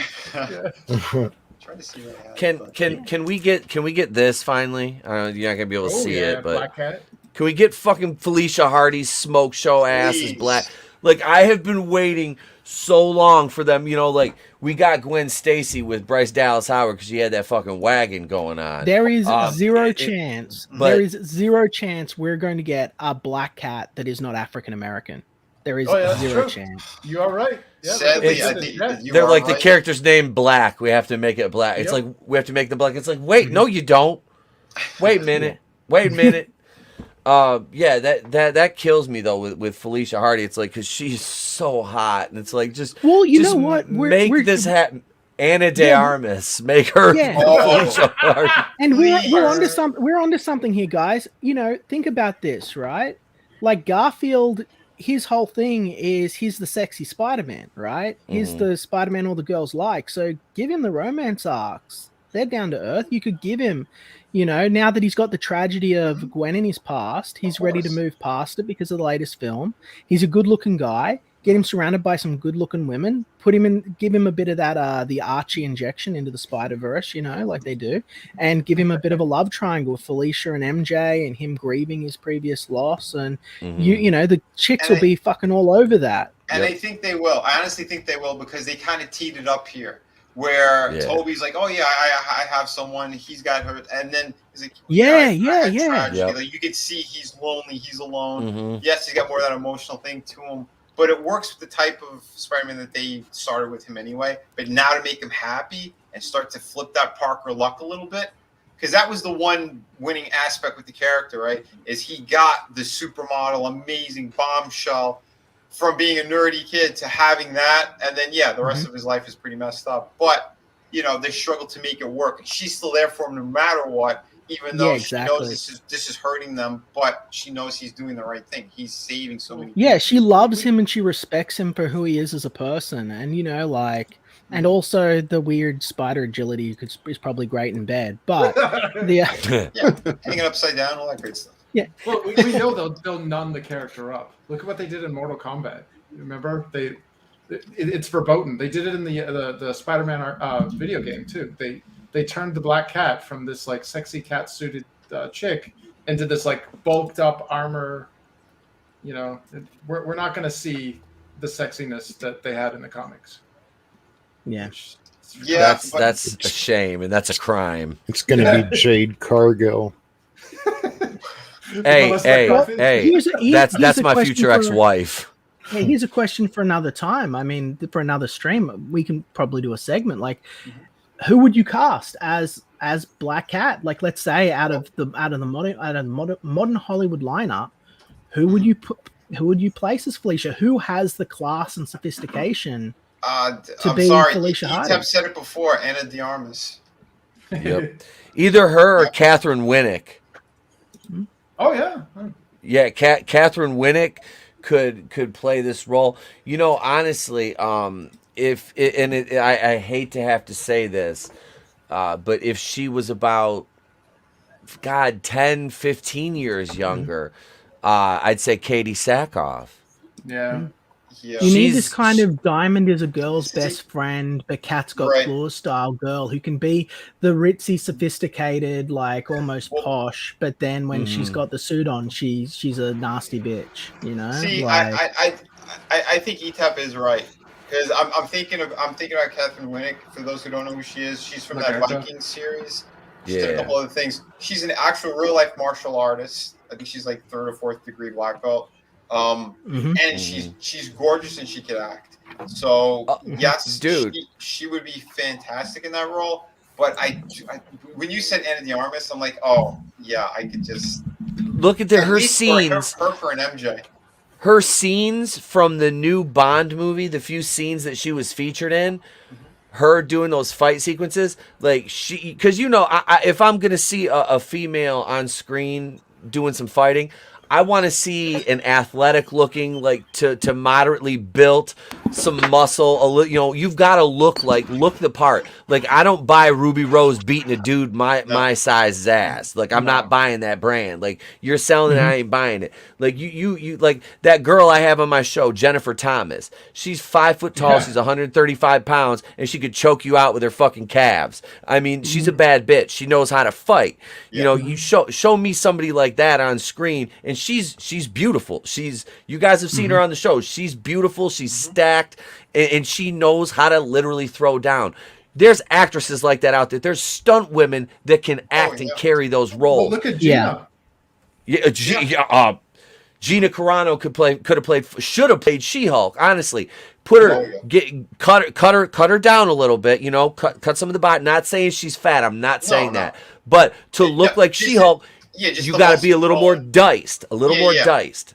Because that's the thing. Just to pop it out a bit. That's all. And she would have been perfect. Yeah, she I knows agree what she's with doing. Yes, exactly. Well, And I mean, that's- I would rather just see more like we don't need someone that can like stand toe to toe and have a fight. Like we can lean into Bond style story tropes and like we can have women that are just danger. Again, if we're using Felicia Hardy, she's got claws, so you don't want to get Femme close to her. fatale. You're going to get scratched. Yeah, femme fatale. She can dodge. She can evade. You got a bunch of cool acrobatics in your fucking film, and then we just have a bunch of close calls. Especially if you're doing the romance angle.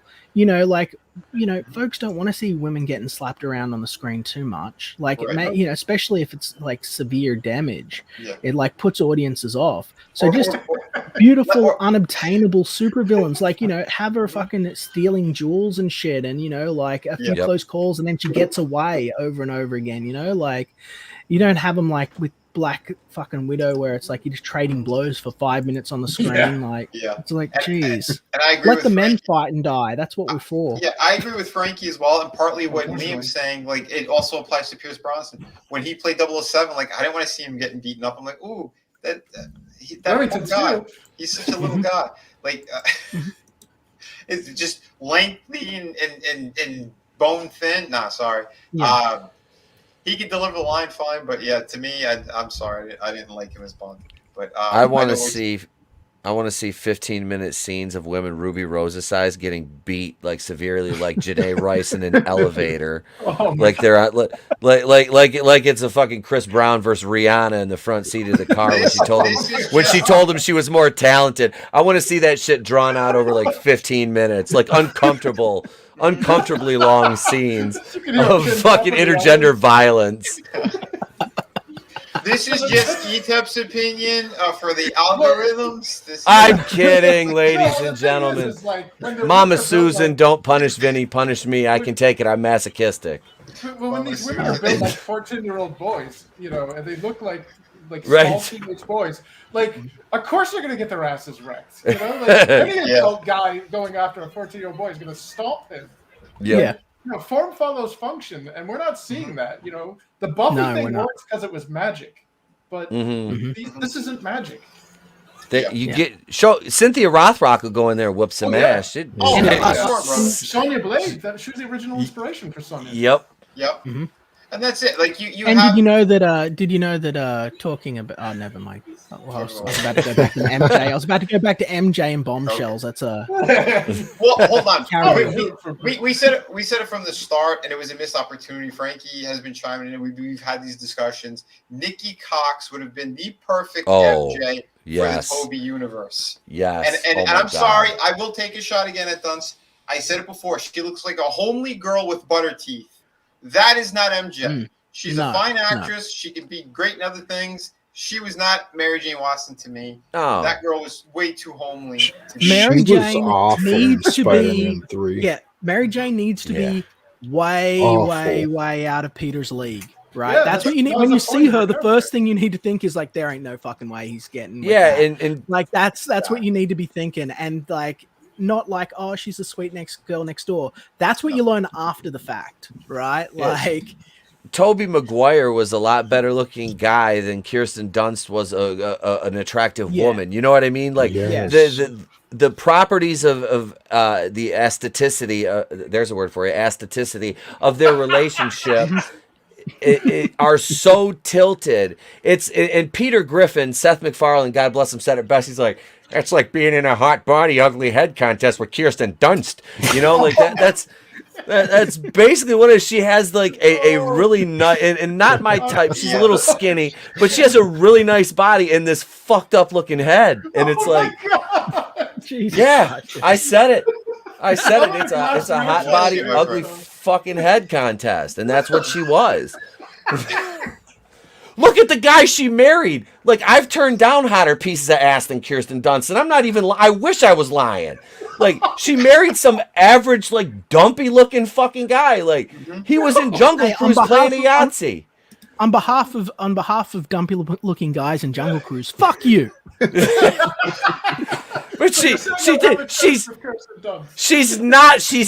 that good looking. She's not like it's like Tony, you're Spider-Man 3. I was rooting for Gwen Stacy, and she had no character development, but she had an ass. Character development. That wasn't character development I needed. Was that dump truck ass?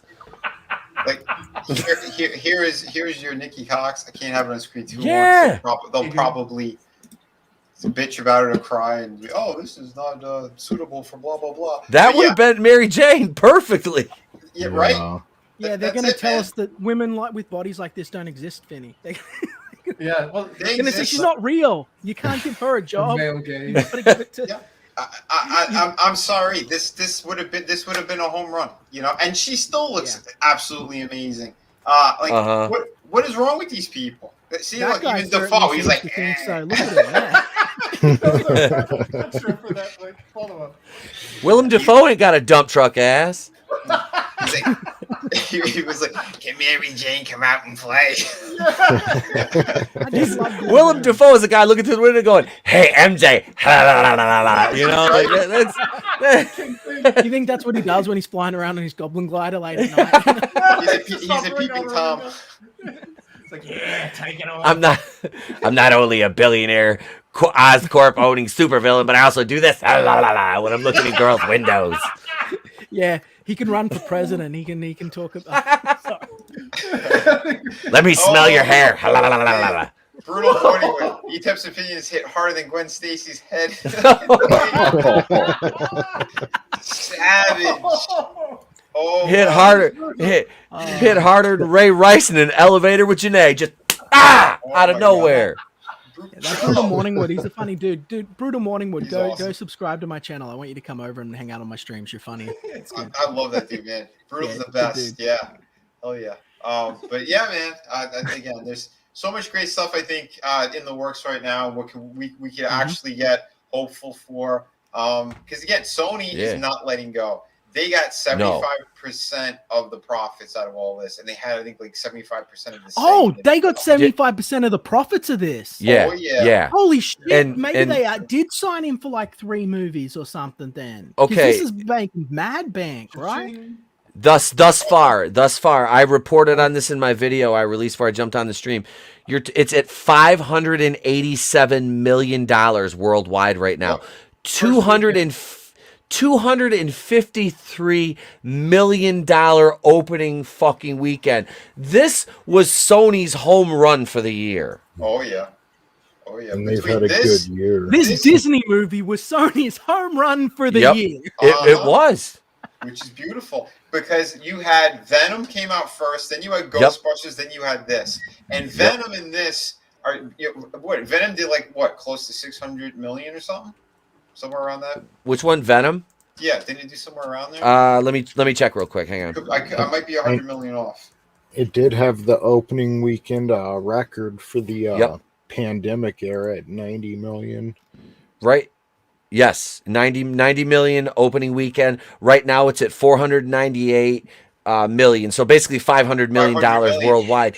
And the first one made 853 million in a healthy economy.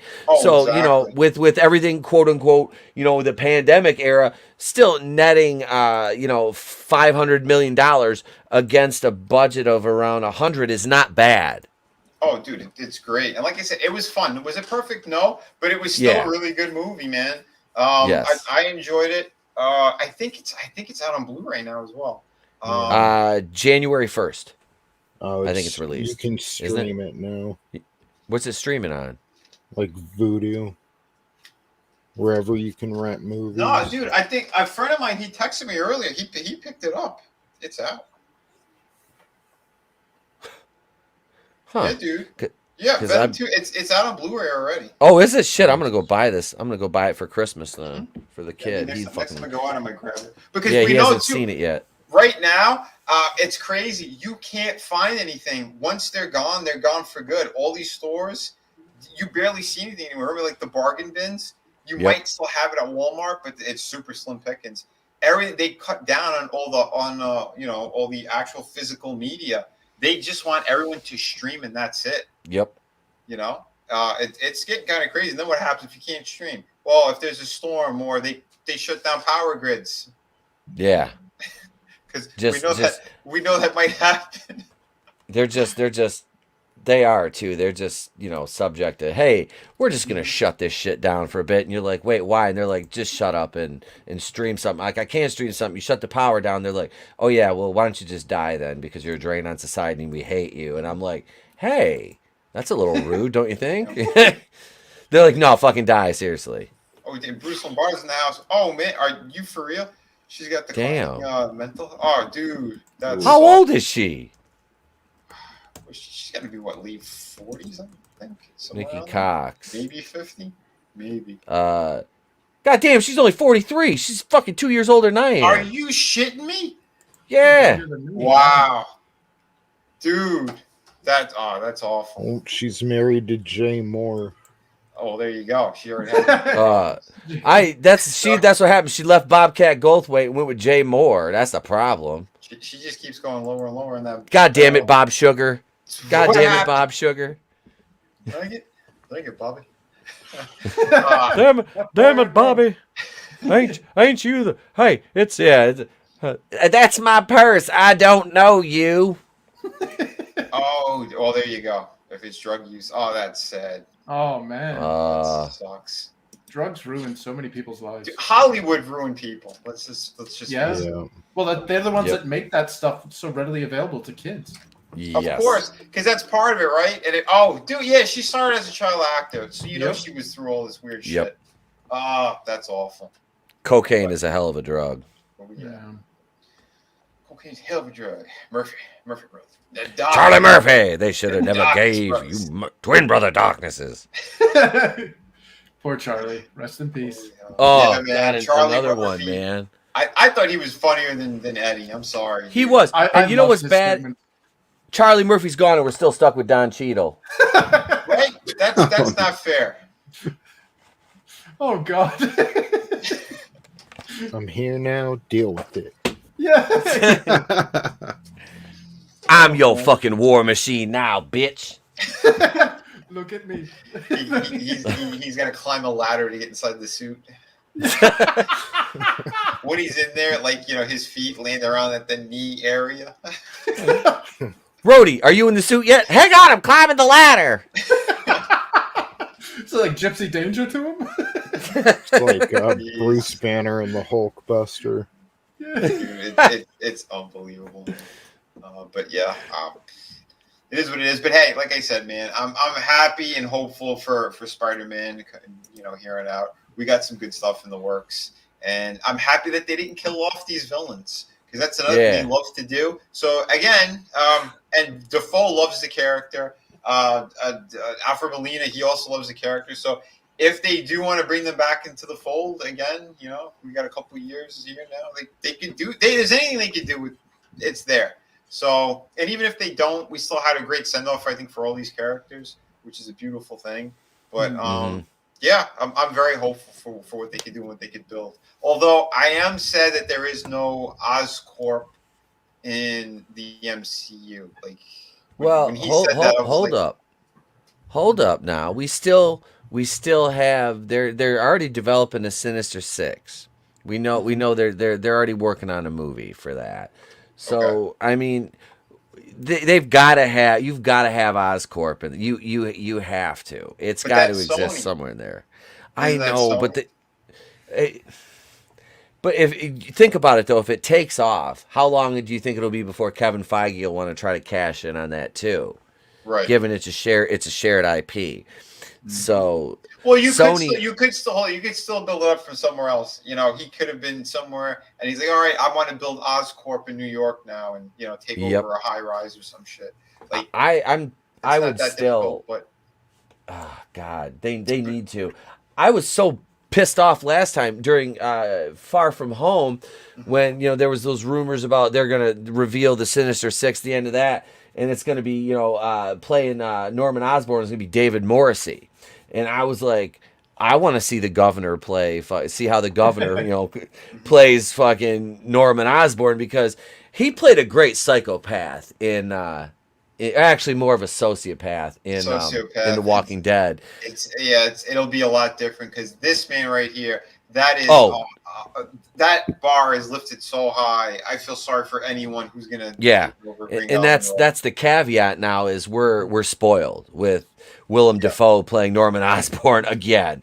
Like he's and completely just owned it. This performance was even better than what he did in Spider-Man 1. He was so much more sinister, maniacal, but so Norman throughout the entire every bit of his scenes. It was spot on. I loved it, man. I loved it. 66 years old. Bless him, man. And he fucking brought it like he was 20 years younger. Yep. Like it was, guys. Yoga is something that'll help you, because this man, he does it all the time. He didn't miss a beat. He looks the same. Like I know we've had this conversation. He looks like he was 60 for the majority of his adult career. Patrick Stewart's looked the same age since he was in Dune. Yep. Yeah. He's just playing Gurney. Gurney. But you know what? So funny that Josh Brolin's Gurney now, and then it was Patrick Stewart before. But dude, man, it's I want to go out and see it right now again. This movie was just amazing, and I'm looking forward to seeing how far it goes, because I'm thinking it's gonna break $1 billion before Christmas. I think it could. It very well could. Yeah, if this momentum continues, the trajectory is only going up. Oh yeah, because I mean we're practically at 600 million, like we're right there. So by tomorrow it'll probably hit that. This movie it's well deserved. Everything they did, very strong. That writing, these actors just all pulled it off. There wasn't one person there I'm like, oh yeah, they suck. No, everyone was good. Even Ned's mother, grandmother, whoever that was, like she even did a good job. Like, you know, she got a couple of good laughs before she went up to bed. Like it all just that was it was great, excellent. Again, Sony, you guys, you have gold in your hands now. Again, Spider-Man is something that they could keep milking right now, and especially with again, if they just signed Andrew, they've locked him down. You know, Andrew loved this character. He's been doing so many little goofy spots here and there with the Spider-Man suit on different television programs. He wants it. You gave it to him. You made him shine. His moments, his dialogue, and his banter that he had with Toby and Holland were just amazing. They worked. They just worked. You gave a shit about each and every one of them. So yes, give us more. Give us more. You sons of bitches, give us more. Please, sir, I'd like some more. Shit. You gotta finish your pudding. How you can't have any meat until you have your pudding? Stand still, laddie. But tell you, man, this is gonna be good stuff. And like I said, I came around more to Holland again. He showed his chops, and I'm looking forward for his next movie. And yeah, what they did at the end, that he's willing to sacrifice his happiness in order to protect people, and he doesn't want to endanger her. He showed his true love for her. It's like, okay, that was that reminder, that bruise on her head. It's like, no, if she's with me, it's going to be a lot worse, you know. And obviously they're going to milk that a little bit, and they'll get them back together. But obviously they're going to want more twists and turns. You can't just have the happy ending already for the two of them. But no, they got potential, and it'll work. It'll work. I see Parrothead and Chris Fisker both mentioning Life Force in the chat. I own that movie on Blu-ray. That is Nice. That was sent to me by my late friend, the Groovinator, Adam Wilcox, R.I.P. from Raiders of the Lost Flicks. We watched that twice on his channel. He loved that movie, and so he sent me a copy of it before he passed away last year. So yeah, every time I hear that, I always think of Adam. But yeah, that the naked space vampire, that entire movie, crazy, man. And Frankie said, I remember this too, man. James Cameron's Spider-Man, the greatest Spider-Man movie never made. He picked Nikki or Robin Lively for MJ, Arnold for Doc Ock, which okay, and Leo for Peter Parker. No, Leo, no. DiCaprio for Peter Parker, no. That's as bad as That's as bad as Tom Cruise playing Iron Man. Yeah. Oh no. Iron Man's 3 feet tall now. Great. Well, hey, on behalf of people who are 3 feet tall, fuck you. Hold on, Robert Downey Jr. is tiny. ETAP. Robert Downey Jr. is an itty bitty guy as well. The two of them next together, they would probably be the same height, I think. Is he as small as Tom Cruise? Because Tom Cruise is like 4'6", isn't he? Dude, did you see the lifts he had on, especially in the first two movies? You know when he has his big scene and he puts his hand out and the Jericho missile goes? Yeah. He's got like women platforms on. Heels like this freaking high. It's got some dead goldfish in him. Oh no. Yeah. No, he's tiny, but he pulled it off because he's a great actor. Yeah, not all of us have giant legs, Vinny. Not all of us have giant, tall legs and shit, you know? Like, I'm sorry. It's called acting. I'm glad you apologized, Liam. Right. So Robert Downey Jr., they say he's 5'9". He's probably closer to 5'7". Wow. Hollywood likes to pull the Vince McMahon thing, and they up the numbers to make them look like they're bigger than they are. Let's see what Tom Cruise is at. He's like 5'6", which means he's like 4'7". 5'7". 5'7". Yeah. Which means that motherfucker's a legal midget. He ain't even over 5 foot tall. Exactly. My wife is barely 5 foot tall. I was like, how the fuck are you 5 foot tall? I'm like a foot and a half taller than you. Tom Cruise is probably shorter than her. Like you can see his feet in his driver's license picture. It's not fair. Who put the bow tie on it? He looks like the head detective. It's just a head, a hat, and feet. Oh, right. Holy shit. You guys look seriously. Holy hell. All of a sudden, you hear Disturbed just kicks on down with the sickness. I'm sort of like, how did that South Park episode ever like air and not get like? Because like he did the funny walk and stuff. Yep. And I was like, oh come on guys, who put a bow tie on it? I can't seriously. Just words are like bullets. But is his Hobbit like when he like, give us the ring one more when he does that lunge towards Eric? He's like, wow. Dude, man, they nail it every time. I missed their last special. I want to see that. Oh, the post-COVID. Yeah, I haven't seen it. I want to see that soon.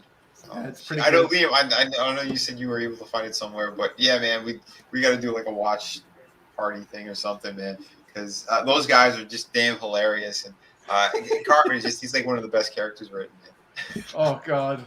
Well, wait till you see what they do to Cartman too in the. Oh yeah, we should. The new episode should actually be out soon. Like the new special. It was a 2-part thing. So I'm looking forward to Oh, it was a 2-part. Okay. Yeah. Nice. The second one's called The Return of COVID. Shit, man. Yeah, it's the Fauci. He's doing it. He's doing it. Yeah. Oh my God, numbers exploding. Oh yeah, Spider-Man beat that. Fuck you. Yeah. Spider-Man beat COVID. That just defeated all those COVID narratives. Oh yeah. And who was the one who did the ethnic breakdown? Yeah, here he is to save the day. You know, just he's gonna help. It wouldn't be the first billionaire criminal that Spidey's brought down, isn't that right, Mr. Fisk? Hey, that's Spider-Man! Curse you, Spider-Man! Holy hell! But again, guys, I want to thank everybody for being here on the chill stream tonight. I think 2 hours is pretty good. If you guys haven't yet, please support Sunsworn Wings of Vengeance as well. Red he's got the 12 Gays of Christmas. If you want to tell people a little bit about that, brother, go for it. Yeah, man. Yeah, it's just a featured perk. It's going to be up for a little while longer. Every one of these perks sold is $15 to St. Jude's, and also 2 comics, 1 Bonds and 1 Sunsworn, will be going to Toys for Tots. So yeah, we're wrapping up the campaign, trying to do some good on the way out. So yeah, please do support that. Absolutely, man. It's a beautiful thing, and it's a fantastic book. We pretty much all gotten it already, and yeah, man, just superb, my friend. Just the quality is through the roof. How he delivered it, all that great stuff. What more can I say, man? Red delivers. He delivers in spades. And yeah, this is going to help a great charity as well. St. Jude's is a fantastic charity. So that's what it's all about, man. We're here. Listen, if we're going to be the new entertainment, we got to make sure we're delivering it. It's got to get in people's hands. People need this stuff, you know. Yeah. So exactly, that's what we're here to do. Not just talk about it, but put these stories in your hands as quickly as possible. Mm-hmm. Good stories, great stories that hopefully you'll remember for years. Yeah, and yeah, Bruce. Brought to you swiftly upon wings of vengeance. Yes, it'll come to you on wings of kindness, but I don't know, man. I've been toying around with an RPG for a long time, so I got a lot of ideas about that. I definitely wouldn't expect it next year, because next year is going to be busy as hell with just everything we're doing. Me and Miriam with Bloodbond books, and other things as well. But as soon as humanly possible, I'll just put it that way. Excellent. Oh, Jamie, what's up? Hell, thank you for being here tonight. But again, I know you got great stuff coming down the pipeline. At least 3 books, which again, that's going to be killer. People are going to be very happy. Jump on these things now. Again, without you guys and girls, we can't really do this. Not in the way that we'd like to. And the more support we get, the better we could, the better product you're going to get. More perks, all that great stuff, and it's about that explosion of just amazing creative people. Keep this going. Less money. We're making less money, guys, than people flipping burgers at McDonald's. You're making money. Do we deserve to be making more than a fry cook? Do we deserve to be making more of a fry cook? Buy our books. Tell your friends. Jeez, we're struggling here. Yeah. Yes. Okay, but I'm trying new angles. Guys. You know. he's trying the sad route, but you don't have to. Just back because the quality's there. You're gonna get true. great product regardless. You know, yeah, we're poking fun at each other. Just deal with it, everyone. But this is one of those books that it's gonna stand the test of time as well. Make sure you do not miss it. Wonder Island is it's a beautiful book, and it keeps getting bigger and better. So yeah, hell yeah. God. Backer, thank you to the person who did that. We're just one off getting 160 now, so thank you guys sincerely. I won't let you down. Trust me, you'll get this and be like, oh wow, it's Liam's not just a raving incompetent ginger. He actually knows what he's doing. You forgot short. Oh, Ow. I'm just gonna go sit here quietly in my corner. I was just trying to help. I had your book to where'd it go? Damn it! I think I replaced it with something else. But as someone can keep talking, I'll pull up Infinitales as well. So McDonald's recently lost a court case with, I think was it Gordon Ramsay, James, someone or other? No, Jamie Oliver. Jamie Oliver. Yeah. Their food is poisonous. Their food is poisonous. So don't fucking eat McDonald's, guys. You know. But dude, I could have told you that 20 years ago. Yeah. Now we have that proof. money that you would be spending on Big Macs. And, take care of Mr. Fisk here, billionaire philanthropist, Christopher Fisk, and his book, Infinity Chronicles. Did I say that right? Infinitale not Chronicles. remotely. I'm saying your book. I'm doing it every time. Infinitale Chronicles, the War of the Trees. Yeah. The War of the Trees is just what I call it. Yeah. I mean, it's kind of like when you say Dragonlance or Forgotten Realms, you don't say Advanced Dungeons and Dragons 2nd Edition Dragonlance. But you could. What? Yeah. Hold on. Wait a minute. Hold on. You don't? Look at this beautiful. Oh, that's beautiful. Oh, the standee. Amazing stuff right here. Fantastic work. Chris has been delivering like a pro. This is beautiful. His first campaign, and he's been crushing it. How the quality of the book, how he did the packaging, all that stuff. He took a page from Red Gaze. He took a little sprinkle from me. And then he made sure you guys are just going to get the best product. And oh my god! Yeah, and then he took it even a step further. He shrink wrapped all that stuff. He's got these beautiful card boxes. Everything comes beautifully packaged. Yeah. Right now, Fisk. I would recommend. Yeah, I would recommend. Yeah, right now, Fisk is the model. He's the man to look at. Oh yeah. Yeah. Oh my god. Yeah, and I got some of the finite perks back because I received some feedback about, hey, I missed out on that and I really want it, so I did a short, small reorder and restock. There's only one left of the standee. Get it. If you're in this crowd right now, get it. Just don't fight for it if you have to. This thing's beautiful, and if he does any more of it, if he does like a series or something at some point, you're gonna want them all because that thing is it's killer. It looks great. Everything he did is just amazing. So his whole campaign is absolutely phenomenal. Like you've really gone above and beyond. And I know how much all of these little things you're doing. Like just scroll up there for a second, Vinny. Just little things like scroll down. Just there. See that little sticker that he's got on the shrink wrap? That costs money to print.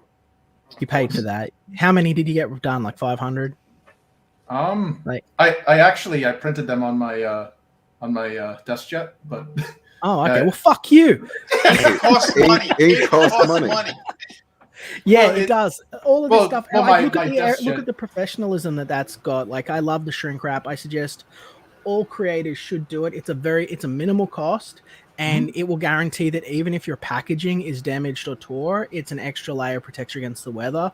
And that's typically cheaper, especially when you're sending international, than sending a whole new book. So, like, that shrink wrapping that I did with Xenotype saved my ass. I would have had to have replaced so many more books, if not for that. So, your book, you're gonna open up, it's gonna be like brand new, beautiful. Bye, guys. I tried to prepare. Like, it's sad because I had one casualty. Somebody had actually. They were nice enough to reorder, so thank you for that. But they sent me photos, and it looked like their mail carrier took like a tent spike and just and it's like so the next one that I sent them, I paid a bit extra on the shipping, and I took corrugated cardboard and bolstered the face up and back. And like, if you get another one with a hole in it, that's a conversation you have to have with your mail carrier. Yeah, they've been shooting your books, you know. Yeah. Wow, man. But yeah, no, But, this book looks absolutely phenomenal. I think that I can confidently say that this has probably the best graphic design that I've seen on an Indiegogo campaign to date, both on the book and the general formatting and layout of the presentation here. So do check it out. It's an exciting project that I've got high hopes for. So when are we going to see 2? Well, I'm starting production on 2 next month, and it's possibly might be in the October-ish time. I'm hoping it might be longer because I'm funding the whole thing out of pocket. Of course, yeah, that's what hits the hardest. So what's your sort of turnaround like? So you think October? Yeah, I'm hoping for then. It might be later though, depending on my finances. Because again, it's this campaign was explicitly designed to help fund that book. I was totally expecting a loss with this one, Yeah. but the more success I get out of this, and that's why it's still in demand. And you keep it in demand, and then you can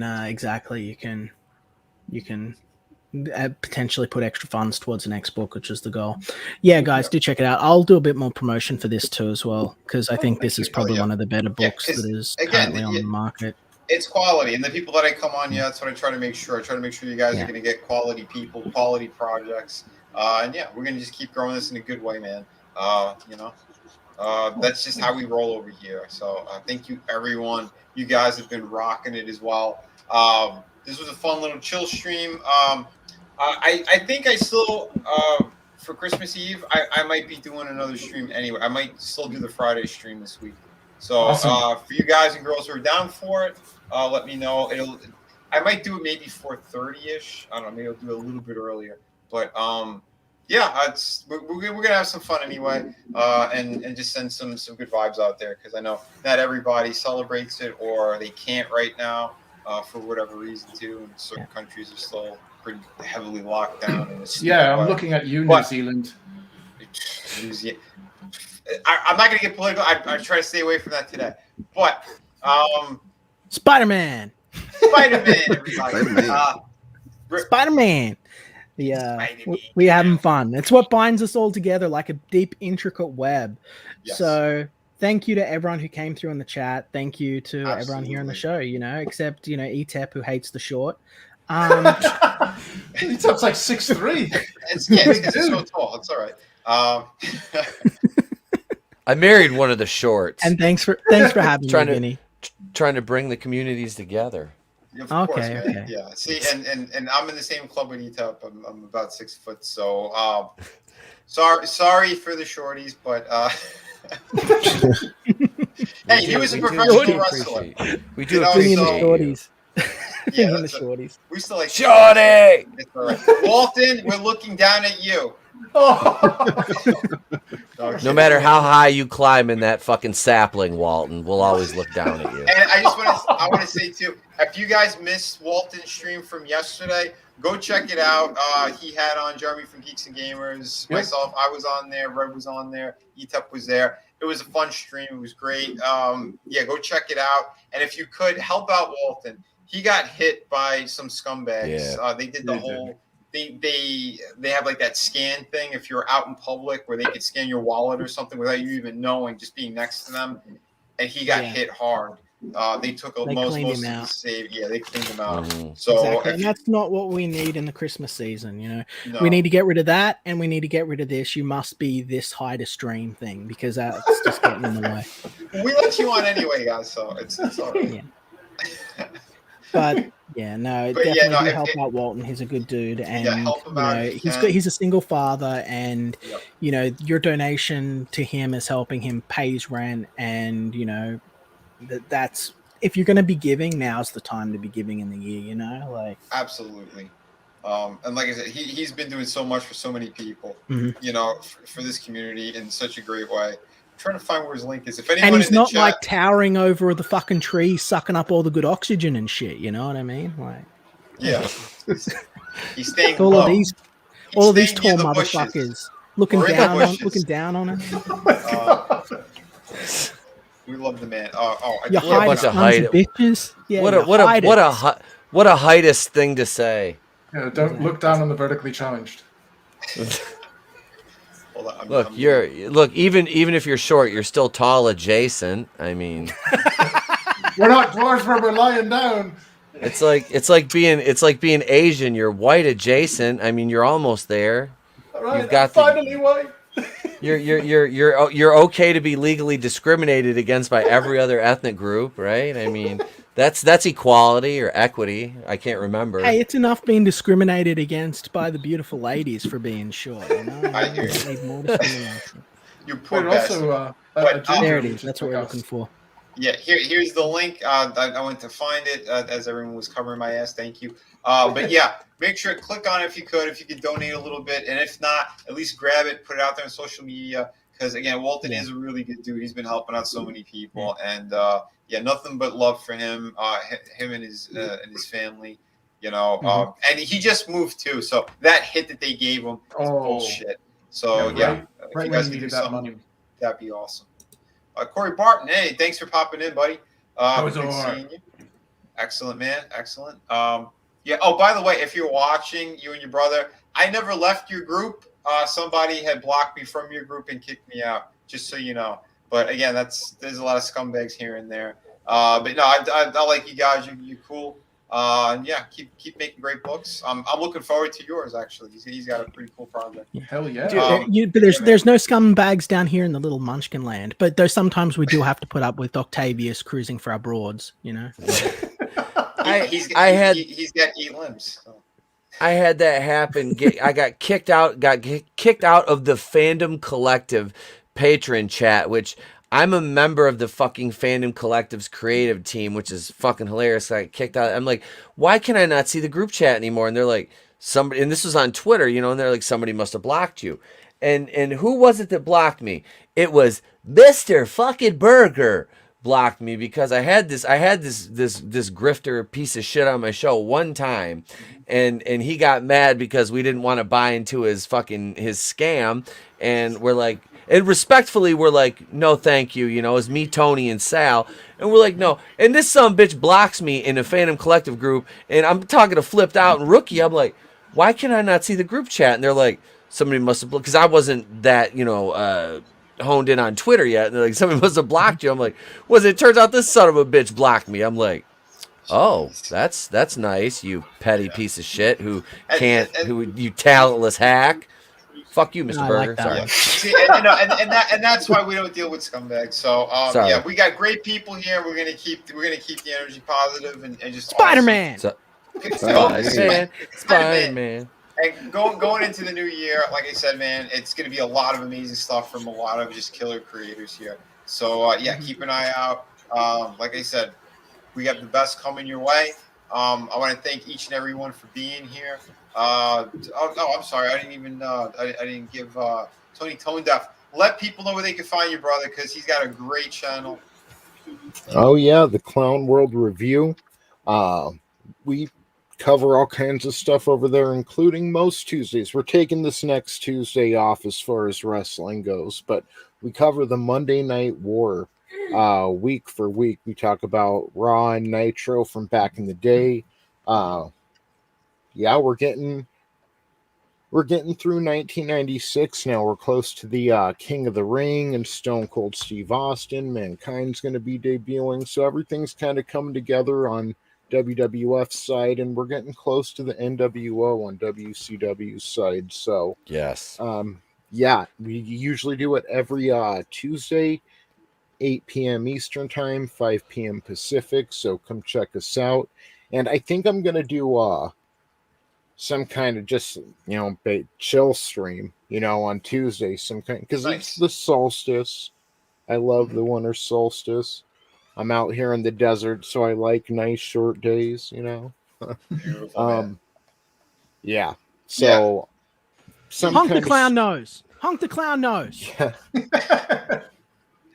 Some kind of stream on a Tuesday, and like anyone here, you know, you're welcome to come on.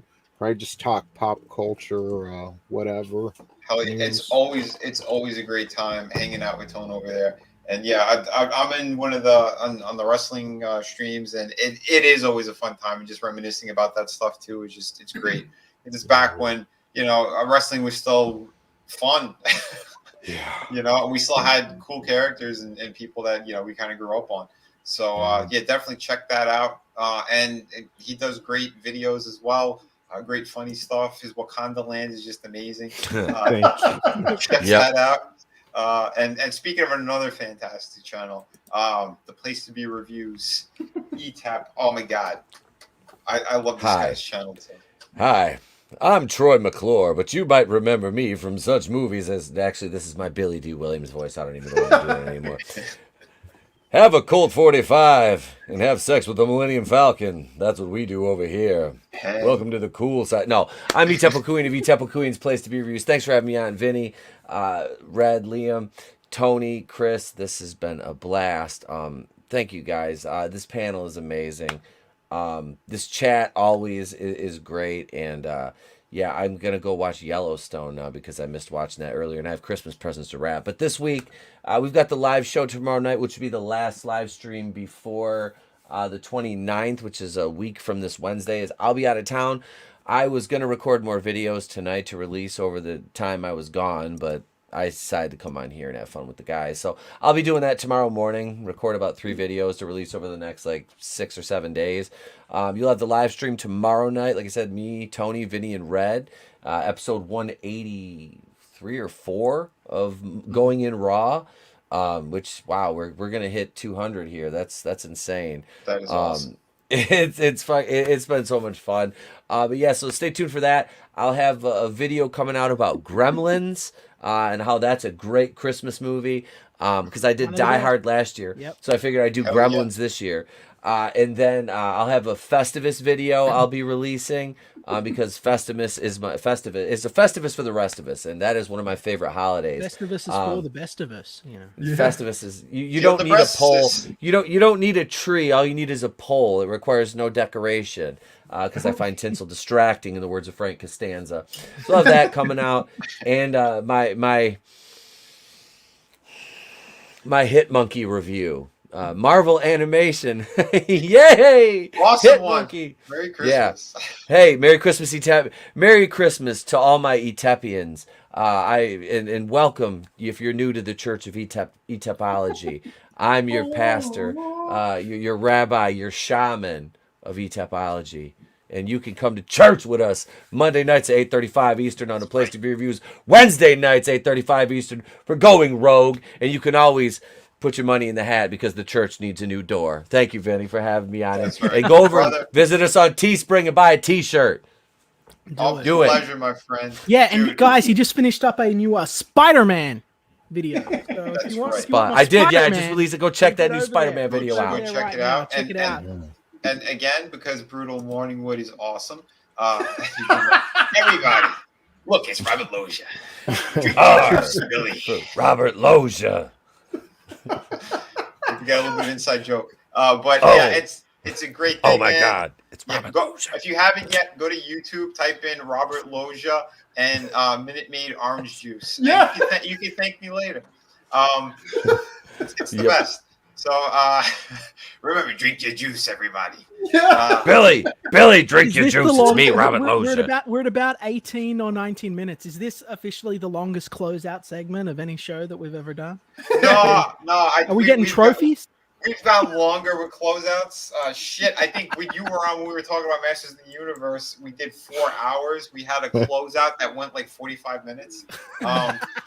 It's good fun. But again, because everyone here is fantastic. So if you haven't, go check out Red Gaze. Go subscribe to his channel. Awesome stuff over there. Chris Fisk, you can find them at Infinitail Chronicles over on Twitter. All that great stuff. Go check out all this wonderful projects. You're going to be happy you did. You're going to be very thankful. Everyone in chat, Keely Chow, awesome one. Brutal Morningwood, Frankie Knows, Edwin the Ace, dude, go check out his book too. He's another great person, great creator. We'll have him on again soon as well. Corey number 2 is on the way, by the way. Excellent.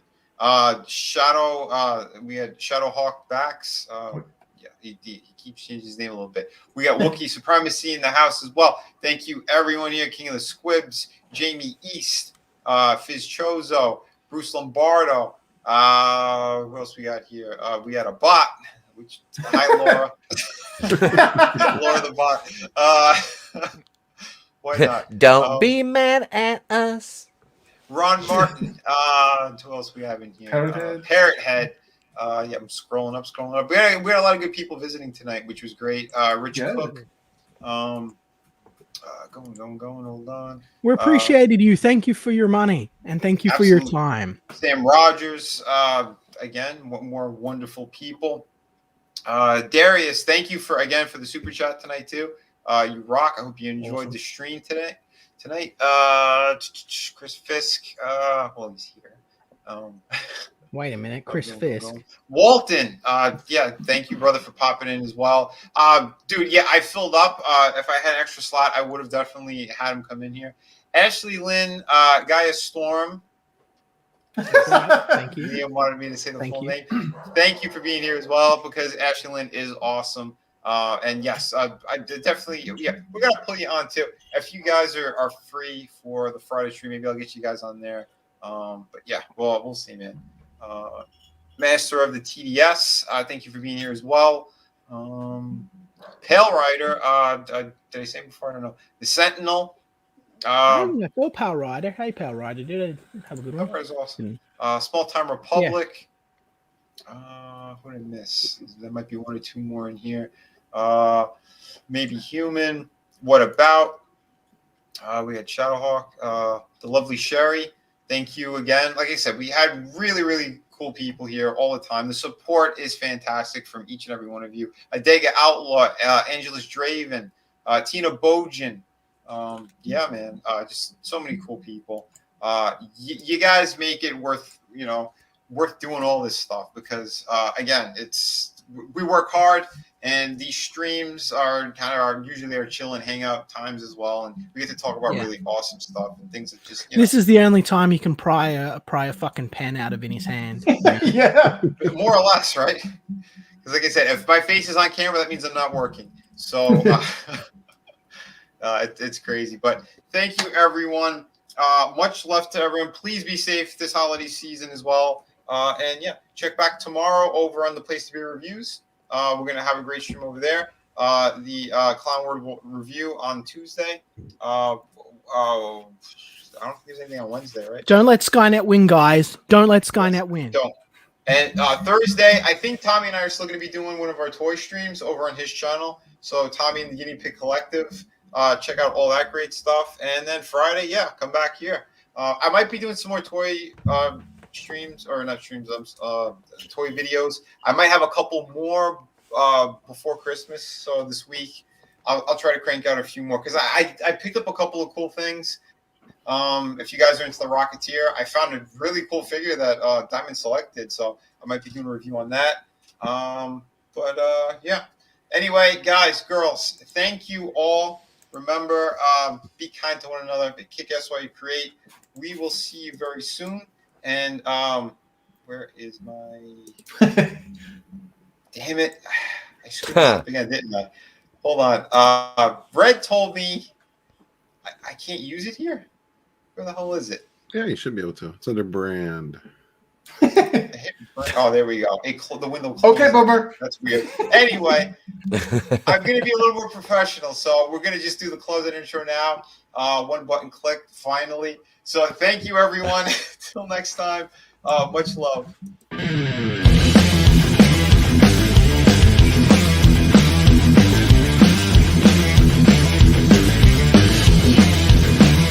I have muted myself during the closeout. I can't be stopped.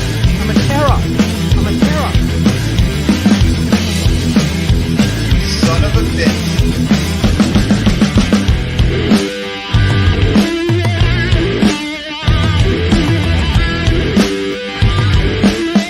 Boostapalooza!